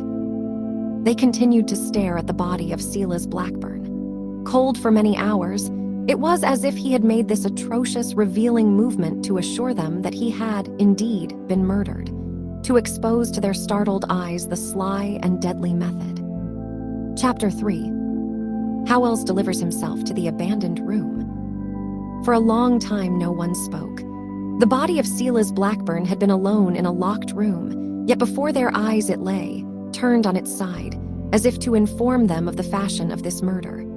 The tiny hole at the base of the brain, the blood stain on the pillow, which the head had concealed, offered their mute and ghastly testimony. Dr. Groom was the first to relax. He raised his great, hairy hand to the bedpost and grasped it. His rumbling voice lacked its usual authority. It vibrated with a childish wonder. "I'm reminded that it isn't the first time there's been blood from a man's head on that pillow." Catherine nodded. "What do you mean?" the detective snarled. "There's only one answer to this. There must have been a mechanical post-mortem reaction." For a moment, Dr. Groom's laugh filled the old room. It ceased abruptly. He shook his head. "Don't be a fool, Mr. Policeman. At the most conservative estimate, this man has been dead more than 13 hours. Even a few instants after death, the human body is incapable of any such reaction." "What then?" the detective asked. "Someone of us or one of the servants must have overcome the locks again and deliberately disturbed the body. That must be so, but I don't get the motive." "It isn't so," Dr. Groom answered bluntly. Already the detective had to a large extent controlled his bewilderment. "I'd like your theory then," he said dryly. "You and Mr. Pairds have both been gossiping about the supernatural. When you first came, you hinted dark things. You said he'd probably died what the world would call a natural death." "I meant," the doctor answered, "only that Mr. Blackburn's heart might have failed under the impulse of a sudden fright in this room. I also said, you remember, that the room was nasty and unhealthy. Plenty of people have remarked it before me." Graham touched the detective's arm. "A little while ago, you admitted yourself that the room was uncomfortable." Dr. Groom smiled. The detective faced him with a fierce belligerency. "You'll agree he was murdered." "Certainly, if you wish to call it that. But I ask for the sharp instrument that caused death.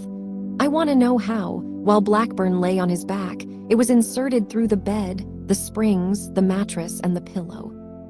"What are you driving at?" Dr. Groom pointed to the dead man. "I merely repeat that it isn't the first time that pillow's been stained from unusual wounds in the head. Being, as you call it, a trifle superstitious, I merely ask if the coincidence is significant." Catherine cried out. Bobby, in spite of his knowledge that sooner or later he would be arrested for his grandfather's murder, stepped forward, nodding. "I know what you mean, doctor." "Anybody," the doctor said, "who's ever heard of this house knows what I mean. We needn't talk of that." The detective, however, was insistent. Pairds, in his unemotional way, expressed an equal curiosity. Bobby and Catherine had been frightened as children by the stories clustering about the old wing. They nodded from time to time while the doctor held them in the desolate room with the dead man, speaking of the other deaths it had sheltered. Silas Blackburn's great-grandfather, he told the detective, had been carried to that bed from a revolutionary skirmish with a bullet at the base of his brain. For many hours he had raved deliriously, fighting unsuccessfully against the final silence. It has been a legend in the family, as these young people will tell you, that Blackburns die hard, and there are those who believe that people who die hard leave something behind them, something that clings to the physical surroundings of their suffering. If it was only that one case, but it goes on and on. Silas Blackburn's father, for instance, killed himself here. He had lost his money in silly speculations. He stood where you stand, detective, and blew his brains out. He fell over and lay where his son lies, his head on that pillow. Silas Blackburn was a money grubber. He started with nothing but this property, and he made a fortune, but even he had enough imagination to lock this room up after one more death of that kind. It was this girl's father. You were too young, Catherine, to remember it, but I took care of him. I saw it. He was carried here after he had been struck at the back of the head in a polo match. He died, too, fighting hard.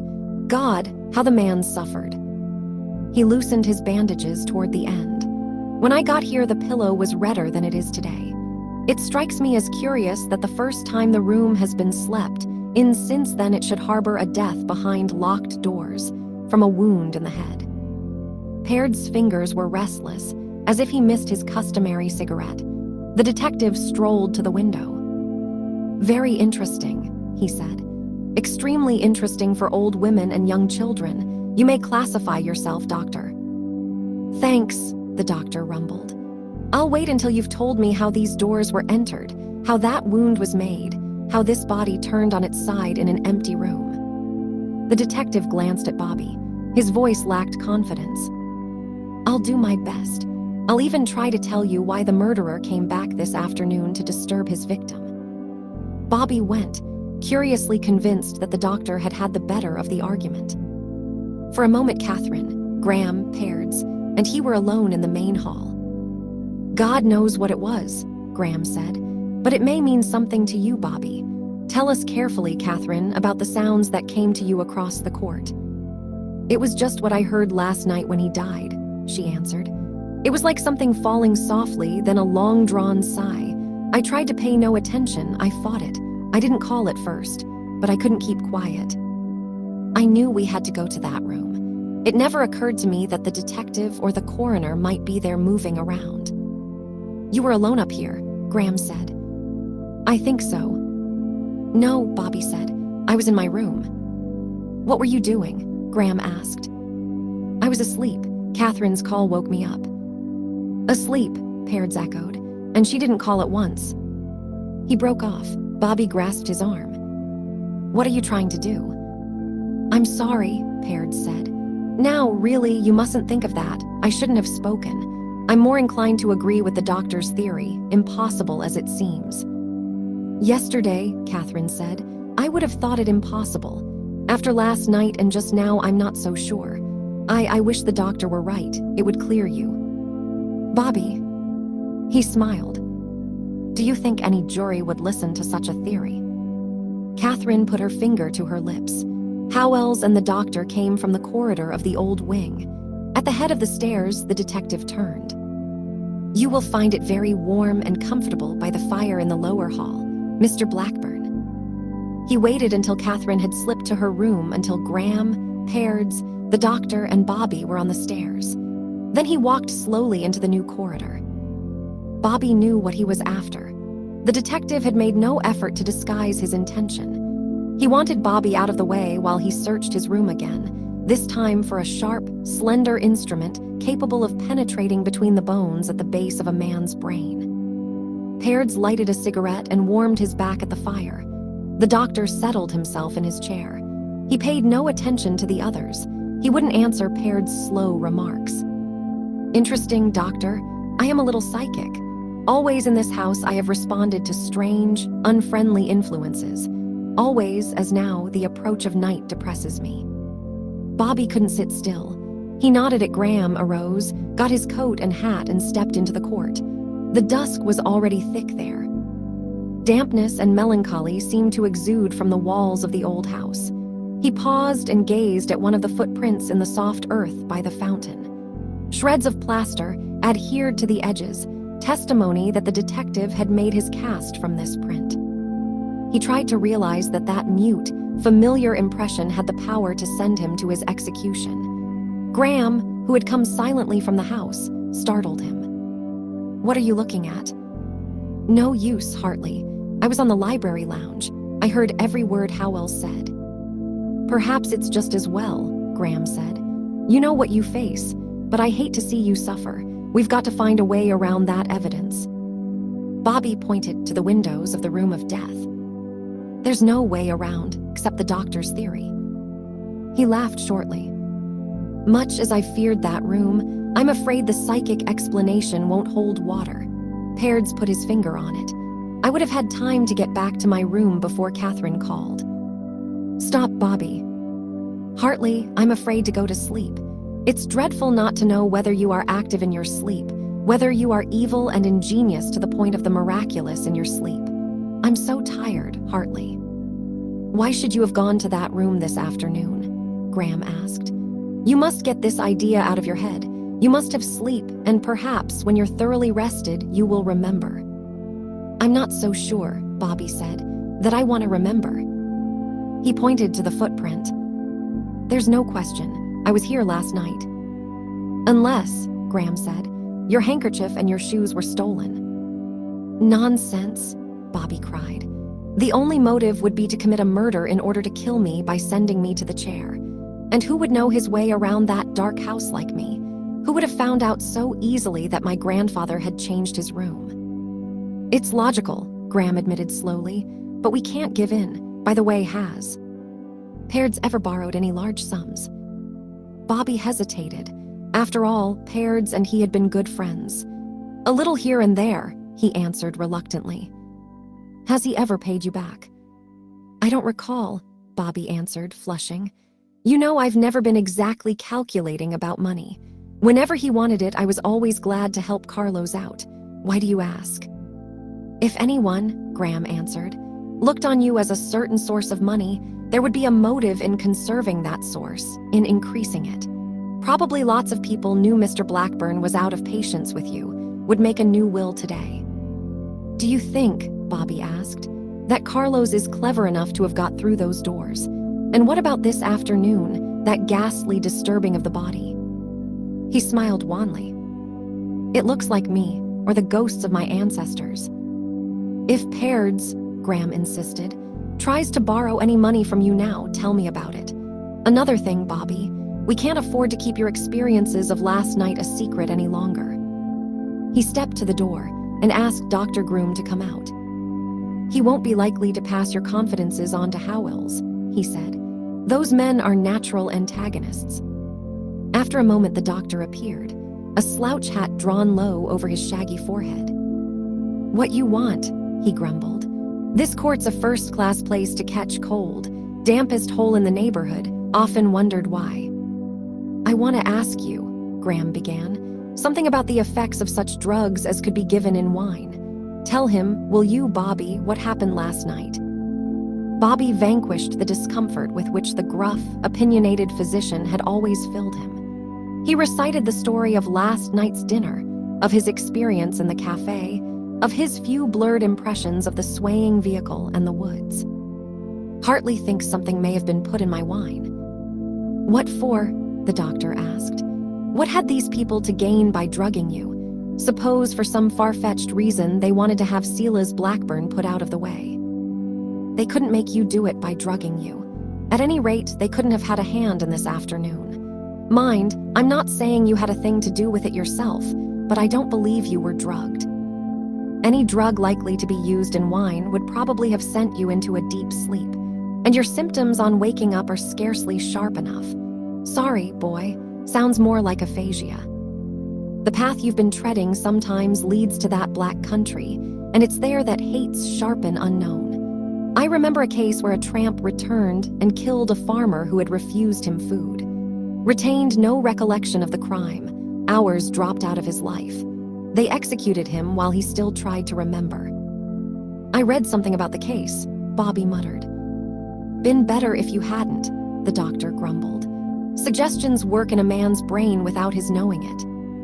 He thought for a moment, his heavy black brows coming closer together. He glanced at the windows of the old room. His sunken, infused eyes nearly closed. I know how you feel, and that's a little punishment maybe you deserve. I'll say this for your comfort.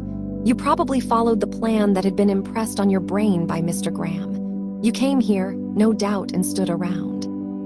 With an automatic appreciation of your condition, you may have taken that old precaution of convivial men returning home and removed your shoes.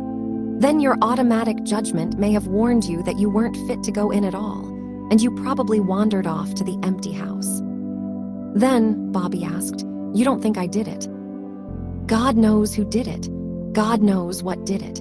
The longer I live, the surer I become that we scientists can't probe everything. Whenever I go near Sela's Blackburn's body, I receive a very powerful impression that his death in that room from such a wound goes deeper than ordinary murder, deeper than a case of recurrent aphasia. His eyes widened. He turned with Graham and Bobby at the sound of an automobile coming through the woods. Probably the coroner at last, he said. The automobile, a small runabout, drew up at the entrance to the court. A little wizened man, with yellowish skin stretched across high cheekbones, stepped out and walked up the path. Well, he said shrilly, what you doing, Dr. Groom? Waiting to witness another reason why coroners should be abolished, the doctor rumbled. This is the dead man's grandson, coroner, and Mr. Graham, a friend of the family's. Bobby accepted the coroner's hand with distaste. Howells, the coroner said in his squeaky voice, seems to think it's a queer case. Inconvenient, I call it. Wish people wouldn't die queerly whenever I go on a little holiday. I had got 5 ducks, gentlemen, when they came to me with that damned telegram. Bad business, mine, 'cause people will die when you least expect them to. Let's go see what Howells has got on his mind. Bright sleuth, Howells. Ought to be in New York. He started up the path, side by side with Dr. Groom. Are you coming? Graham asked Bobby. Bobby shook his head. I don't want to. I'd rather stay outside. You'd better be there, Hartley. Graham followed the others, while Bobby wandered from the court and started down a path that entered the woods from the rear of the house. Immediately, the forest closed greedily about him. Here and there, where the trees were particularly stunted, branches cut against a pallid, greenish glow in the west, the last light. Bobby wanted, if he could, to find that portion of the woods where he had stood last night. fancying the trees straining in the wind like puny men, visualizing a dim figure in a black mask which he had called his conscience. The forest was all of a pattern, ugly, unfriendly, melancholy. He went on, however, hoping to glimpse that particular picture he remembered. He left the path, walking at haphazard among the undergrowth. Ahead he saw a placid, flat, and faintly luminous stretch. He pushed through the bushes and paused on the shore of a lake, small and stagnant. Dead, stripped trunks of trees protruded from the water. At the end, a bird arose with a sudden flapping of wings. It cried angrily as it soared above the trees and disappeared to the south. The morbid loneliness of the place touched Bobby's spirit with chill hands. As a child, he had never cared to play about the stagnant lake, nor, he recalled, had the boys of the village fished or bathed there. Certainly, he hadn't glimpsed it last night. He was about to walk away when a movement on the farther bank held him, made him gaze with eager eyes across the sleepy water. He thought there was something black in the black shadows of the trees, a thing that stirred through the heavy dusk without sound. He received, moreover, an impression of anger and haste as distinct as the bird had projected. But he could see nothing clearly in this bad light. He couldn't be sure that there was anyone over there. He started around the end of the lake, and for a moment he thought that the shape of a woman, clothed in black, detached itself from the shadow. The image dissolved. He wondered if it had been more substantial than fancy. "Who is that?" he called. The woods muffled his voice. There was no answer. Nor was there, he noticed, any crackling of twigs or rustling of dead leaves. If there had been a woman there, she had fled noiselessly, yet, as he went on around the lake, his own progress was distinctly audible through the decay of autumn. It was too dark on the other side to detect any traces of a recent human presence in the thicket. He couldn't quiet, however, the feeling that he had had a glimpse of a woman clothed in black who had studied him secretly across the stagnant stretch of the lake. On the other hand, there was no logic in a woman's presence here at such an hour, no logic in a stranger's running away from him. While he pondered, the night invaded the forest completely, making it impossible for him to search farther. It had grown so dark, indeed, that he found his way out with difficulty. The branches caught at his clothing. The underbrush tangled itself about his feet. It was as if the thicket were trying to hold him away from the house. As he entered the court, he noticed a discolored glow diffusing itself through the curtains of the room of death. He opened the front door. Pairds and Graham alone sat by the fire. "Then they're not through yet," Bobby said. Graham arose. He commenced to pace the length of the hall. "They've had Catherine in that room. One would think she'd been through enough. Now they've sent for the servants." Pairds laughed lightly. "After this," he said, "I'm afraid, Bobby, you'll need the powers of the police to keep servants in your house." Muttering, frightened voices came from the dining room. Jenkins entered and, shaking his head, went up the stairs. The two women who followed him were in tears. They paused, as if seeking an excuse to linger on the lower floor, to postpone as long as possible their entrance of the room of death. Ella, a pretty girl, whose dark hair and eyes suggested a normal vivacity, spoke to Bobby. "It's outrageous, Mr. Robert. He found out all we knew this morning. What's he after now?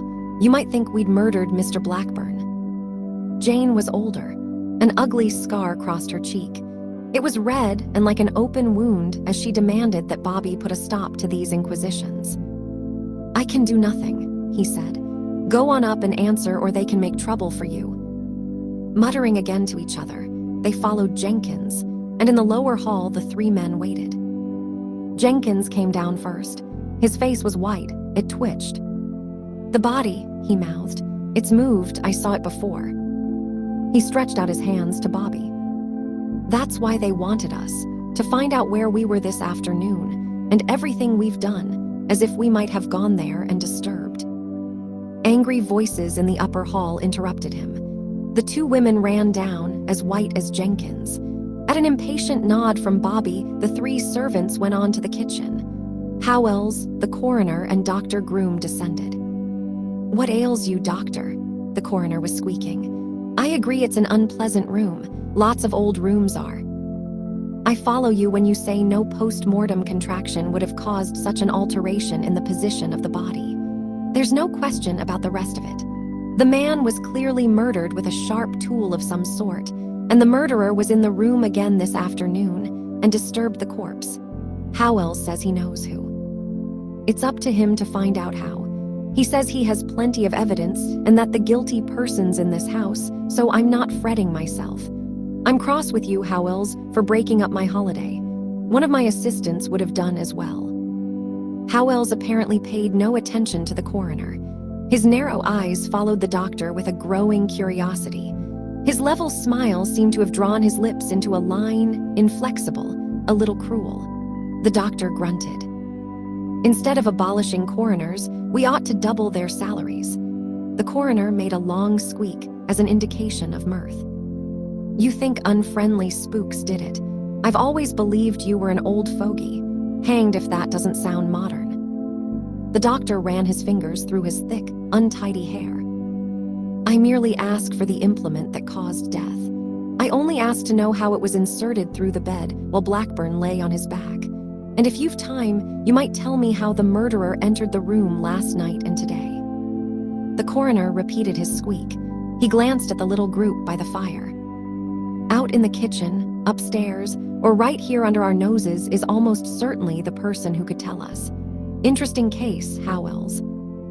Howells, who still watched the doctor, answered dryly. Unusually interesting. The coroner struggled into his coat. Permits are all available, he squeaked. Have your undertakers out when you like. Graham answered him brusquely. Everything's arranged. I've only to telephone. The coroner nodded at Dr. Groom. His voice pointed its humor with a thinner tone. If I were you, Howells, I'd take this hairy old theorist up as a suspicious character. The doctor made a movement in his direction while Howells continued to stare. The doctor checked himself. He went to the closet and got his hat and coat. Want me to drop you, old sawbones? The coroner asked. Savagely, the doctor shook his head. My buggy's in the stable. The coroner's squeak was thinner, more irritating than ever. Then don't let the spooks get you, driving through the woods. Old folks say there are plenty there. Bobby arose. He couldn't face the prospect of the man squeaking again. We find nothing to laugh at in this situation, he said. You're quite through. The coroner's eyes blazed. I'm through if that's the way you feel. Good night, he added with a sharp maliciousness. I leave my sympathy for whoever Howells has his eagle eye on. Howells, when the doctor and the coroner had gone, excused himself with a humility that mocked the others. With your permission, I shall write in the library until dinner. He bowed and left. He wants to work on his report, Graham suggested. An exceptional man, Pairds murmured. Has he questioned you? Graham asked. I'd scarcely call it that, Pairds replied. We've both questioned, and we've both been clams. I fancy he doesn't think much of me since I believe in ghosts, yet the doctor seems to interest him. Where were you? Graham asked. When Miss Perrine's scream called us. Pairds stifled a yawn. Dozing here by the fire. I'm very tired after last night. You don't look particularly tired. Custom, I'm ashamed to say, constructs a certain armor. Tomorrow, with a fresh mind, I hope to be able to dissect all I have seen and heard, all that has happened here today. The thing that counts is what happened to me last night, Carlos, Bobby said. It's the only way you can help me. As Pairds strolled to the foot of the stairs, Bobby waited for a defensive reply, for a sign, perhaps, that the Panamanian was offended and proposed to depart. Pairds, however, went upstairs, yawning. He called back. I must make myself a trifle more presentable for dinner. Graham faced Bobby with the old question. What can he want hanging around here unless it's money? And after a moment, he's clever, hard to sound. I have to leave you, Bobby. I must telephone the ugly formalities. It's good of you to take them off my mind, Bobby answered. He remained in his chair, gazing drowsily at the fire, always trying to remember, yet finding no new light among the shadows of his memory. Just before dinner, Catherine joined him. She wore a somber gown that made her face seem too white, that heightened the groping curiosity of her eyes. Without speaking, she sat down beside him and stared, too, at the smoldering fire. From her presence, from her tactful silence, he drew comfort, to an extent, rest. "You make me ashamed," he whispered once. "I've been a beast, leaving you here alone these weeks. You don't understand quite why that was." She wouldn't let him go on. She shook her head. They remained silently by the fire until Graham and Pairds joined them. When dinner was announced, the detective came from the library and, uninvited, sat at the table with them. His report evidently still filled his mind, for he spoke only when it was unavoidable and then in monosyllables. Pairds alone ate with. A show of enjoyment, alone attempted to talk. Eventually, even he fell silent before the lack of response. Afterward, he arranged a small card table by the fire in the hall. He found cards, and with a package of cigarettes and a box of matches convenient to his hand, commenced to play solitaire. The detective, Bobby gathered, had brought his report up to date, for he lounged nearby, watching the Panamanian's slender fingers as they handled the cards deftly. Bobby, Graham, and Catherine were glad to withdraw beyond the range of those narrow, searching eyes. They entered the library and closed the door. Graham, expectant of a report from his man in New York as to the movements of Maria and the identity of the stranger, was restless. "If we could only get one fact," he said, "one reasonable clue that didn't involve Bobby. I've never felt so at sea. I wonder if, in spite of Howell's evidence, we're not all a little afraid since this afternoon of something such as Catherine felt last night, something we can't define. Howell's alone is satisfied. We must believe in the hand of another man. Dr. Groom talks about indefinable hands." "Uncle Silas was so afraid last night," Catherine whispered. "That," Bobby cried, "is the fact we must have." He paused. "What's that?" he asked sharply. They sat for some time, listening to the sound of wheels on the gravel, to the banging of the front door, and, later, to the pacing of men in the room of death overhead. They tried again to thread the mazes of this problem, whose only conceivable exit led to Bobby's guilt. The movements upstairs persisted. At last, they became measured and dragging, like the footsteps of men who carried some heavy burden. They looked at each other then. Catherine hid her eyes. "It's like a tomb here," Bobby said. He arranged kindling in the fireplace and touched a match to it. It hadn't occurred to him to ring for Jenkins. None of them wished to be disturbed. Eventually, it was the detective who intruded. He strolled in, glanced at them curiously for a moment, then walked to the door of the enclosed staircase. He grasped the knob. "Tonight," he announced, "I am trying a small experiment on the chance of clearing up the last details of the mystery. Since it depends on the courage of whoever murdered Mr. Blackburn, I've small hope of its success." He indicated the ceiling. "You've heard, I dare say, what's been going on up there. Mr. Blackburn's body has been removed to his own room. The room where he was killed is empty. I mean to go up and enter and lock the doors as he did last night. I shall leave the window up as it was last night. I shall blow out the candle as he did." He lowered his voice. He looked directly at Bobby. His words carried a definite challenge. "I shall lie on the bed and await the murderer under the precise conditions Mr. Blackburn did." "What do you expect to gain by that?" Graham asked. "Probably nothing," Howells answered, "because, as I have said, success depends upon the courage of a man who kills in the dark while his victim sleeps. I simply give him the chance to attack me as he did Mr. Blackburn. Of course, he realizes it would be a good deal to his advantage to have me out of the way. I ask him to come, therefore, as stealthily as he did last night. I beg him to match his skill with mine. I want him to play his miracle with the window or one of the locks, but I'll wager he hasn't the nerve, although I don't see why he should hesitate. He's a doomed man. I shall make my arrest in the morning. I shall publish all my evidence." Bobby wouldn't meet the narrow, menacing eyes, for he knew that Howells challenged him to a duel of slyness with the whole truth at stake. The detective's manner increased the hatred which had blazed in Bobby's mind when he had stood in the bedroom over his grandfather's body. For a moment, he wished with all his heart that he might accept the challenge. He did the best he could. "I gather," he said, "that you haven't unearthed the motive for disturbing the body, And have you found the sharp instrument that caused death? The detective answered tolerantly. I have found a number of sharp instruments. None of them, however, seems quite slender or round enough. I'll get all that out of my man when I lock him up.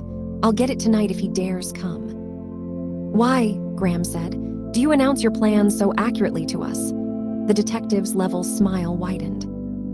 You shouldn't ask that, Mr. Graham. I've caused the servants to know my plans. Mr. Pairds knows them. I wish everyone in the house to know them. That is in order that the murderer who is in the house may come if he wishes. Catherine arose abruptly. When you come down to it, she said, you are accusing one of us. It's brutal, unfair, absurd. I am a detective, miss, Howells answered. I have my own methods. Bobby stared at the slight protuberance in the breast pocket of the detective's coat. The cast of his footprint must be secreted there, and almost certainly the handkerchief which had been found beneath the bed. He shrank from his own thoughts. If he had consciously committed this murder, he could understand a desire to get that evidence.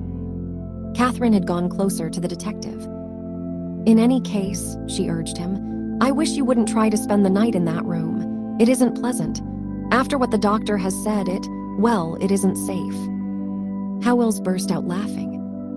Never fear, miss, I'm content to give Dr. Groom's spirits as much chance to take a fall out of me as anybody. I'll be going up now, he bowed. Good night to you all, and pleasant dreams. He opened the door and slipped into the darkness of the private staircase. They heard him, after he had closed the door, climbing upward. Catherine shivered. He has plenty of courage, Hartley.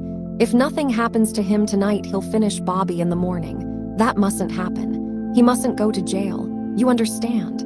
Things would never be the same for him again. Graham spread his hands. What am I to do? I might go to New York and get after these people myself. Don't leave the Cedars, Bobby begged, until he does arrest me. There'll be plenty of time for the New York end then. I've no faith in it. Watch Carlos if you want, but most important of all, find out. Somehow you've got to find out what my grandfather was afraid of. Graham nodded. And if it does come to an arrest, Bobby, you're not to say a word to anybody. Without my advice, you ought to get to bed now. You must have rest, and Catherine, too. Don't listen tonight, Catherine, for messages from across the court.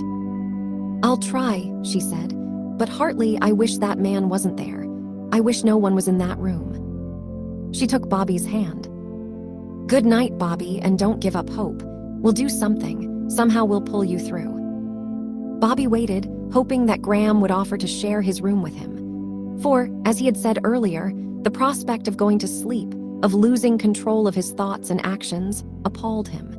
Yet such an offer, he realized, must impress Graham as delicate, as an indication that he really doubted Bobby's innocence, as a sort of spying. He wasn't surprised, therefore, when Graham only said, I'll be in the next room, Bobby. If you're restless or need me, you've only to knock on the wall. Bobby didn't leave the library with them. The warmth with which Catherine had just filled him faded as he watched her go out side by side with Graham. Her hand was on Graham's arm. There was, he fancied, in her eyes an emotion deeper than gratitude or friendship. He sighed as the door closed behind them. He was himself largely to blame for that situation. His very revolt against its imminence had hastened its shaping. He walked anxiously to the table. He had remembered the medicine Dr. Groom had prepared for him that afternoon to make him sleep. He hadn't taken it then. If it remained where he had left it, which was likely enough in the disordered state of the household, he would drink it now. Reinforced by his complete weariness, it ought to send him into a sleep profound enough to drown any possible abnormal impulses of unconsciousness. The glass was there. He drained it and stood for a time looking at the pinkish sediment in the bottom. That was all right for tonight, but afterward, he couldn't shrink perpetually from sleep. He shrugged his shoulders. Remembering it would make little difference what he did in his sleep when they had him behind prison bars. Perhaps this would be his last night of freedom. He found Pairds still in the hall. The Panamanian, with languid gestures, continued to play his solitaire. His box of cigarettes was much reduced. I thought you were tired, Carlos. Pairds glanced up.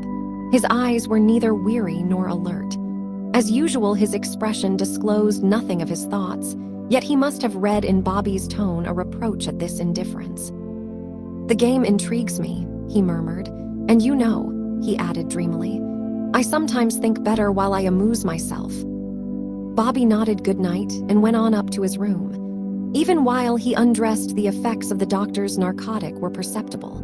His eyes had grown heavy, his brain a trifle numb. Almost apathetically, he assured himself that he couldn't accomplish these mad actions in his sleep.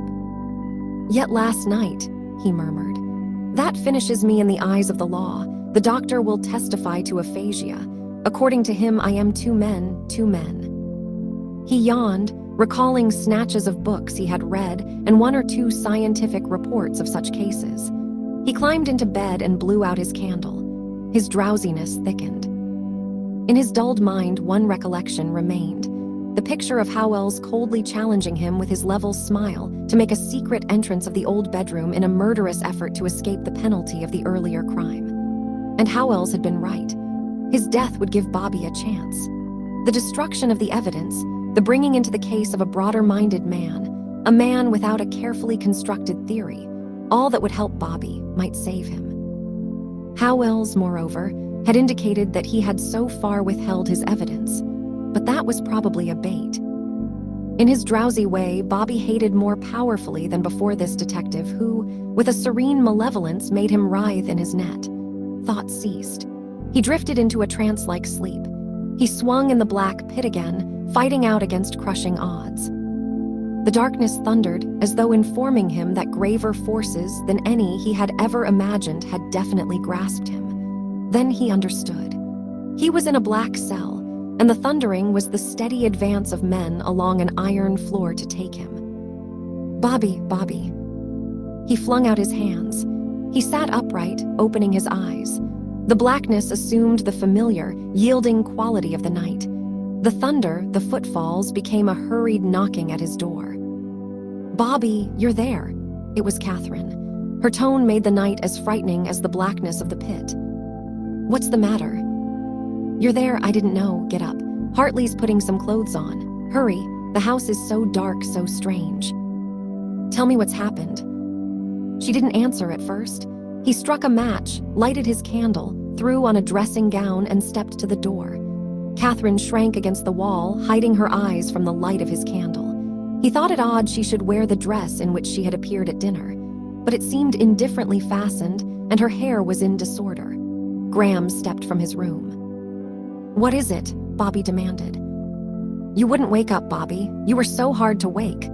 The idea seemed to fill her mind. She repeated it several times. "It's nothing," Graham said. "Go back to your room, Catherine. She's fanciful." She lowered her hands. Her eyes were full of terror. "No, we have to go to that room as I went last night, as we went today." Graham tried to quiet her. "We'll go to satisfy you." Her voice hardened. "I know, I was asleep. It woke me up, stealing in across the court again." Bobby grasped her arm. "You came out and aroused up at once." She shook her head. I couldn't find my dressing gown. This dress was by the bed. I put it on, but I couldn't seem to fasten it." Bobby stepped back, remembering his last thought before drifting into the trance-like sleep. She seemed to know what was in his mind. "But when I knocked, you were sleeping so soundly." "Too soundly, perhaps." "Come, we're growing imaginative," Graham said. "Howells would take care of himself. He'll probably give us the deuce for disturbing him, but to satisfy you, Catherine, we'll wake him up." "If you can," she whispered. They entered the main hall. Light came through the stairwell from the lower floor. Graham walked to the rail and glanced down. Bobby followed him. On the table by the fireplace, the cards were arranged in neat piles. A strong draft blue cigarette smoked up to them. "Paird's," Graham said, amazed, "is still downstairs. The front door's open. He's probably in the court." "It must be very late," Bobby said. Catherine shivered. 2:30. I looked at my watch, the same time as last night. With a gesture of resolution, she led the way into the corridor. Bobby shrank from the damp and musty atmosphere of the narrow passage. "Why do you come, Catherine?" he asked. "I have to know, as I had to know last night." Graham raised his hand and knocked at the door, which again was locked on the inside. The echoes chattered back at them. Graham knocked again. With a passionate revolt, Catherine raised her hands, too, and pounded at the panels. Suddenly, she gave up. She let her hands fall listlessly. "It's no use." Howells, Graham called. "Why don't you answer?" "When he boasted tonight," Catherine whispered, "the murderer heard him." "Suppose he's gone down to the library," Graham said. Bobby gave Catherine the candle. "No, he'd have stayed. We've got to break in here. We've got to find out."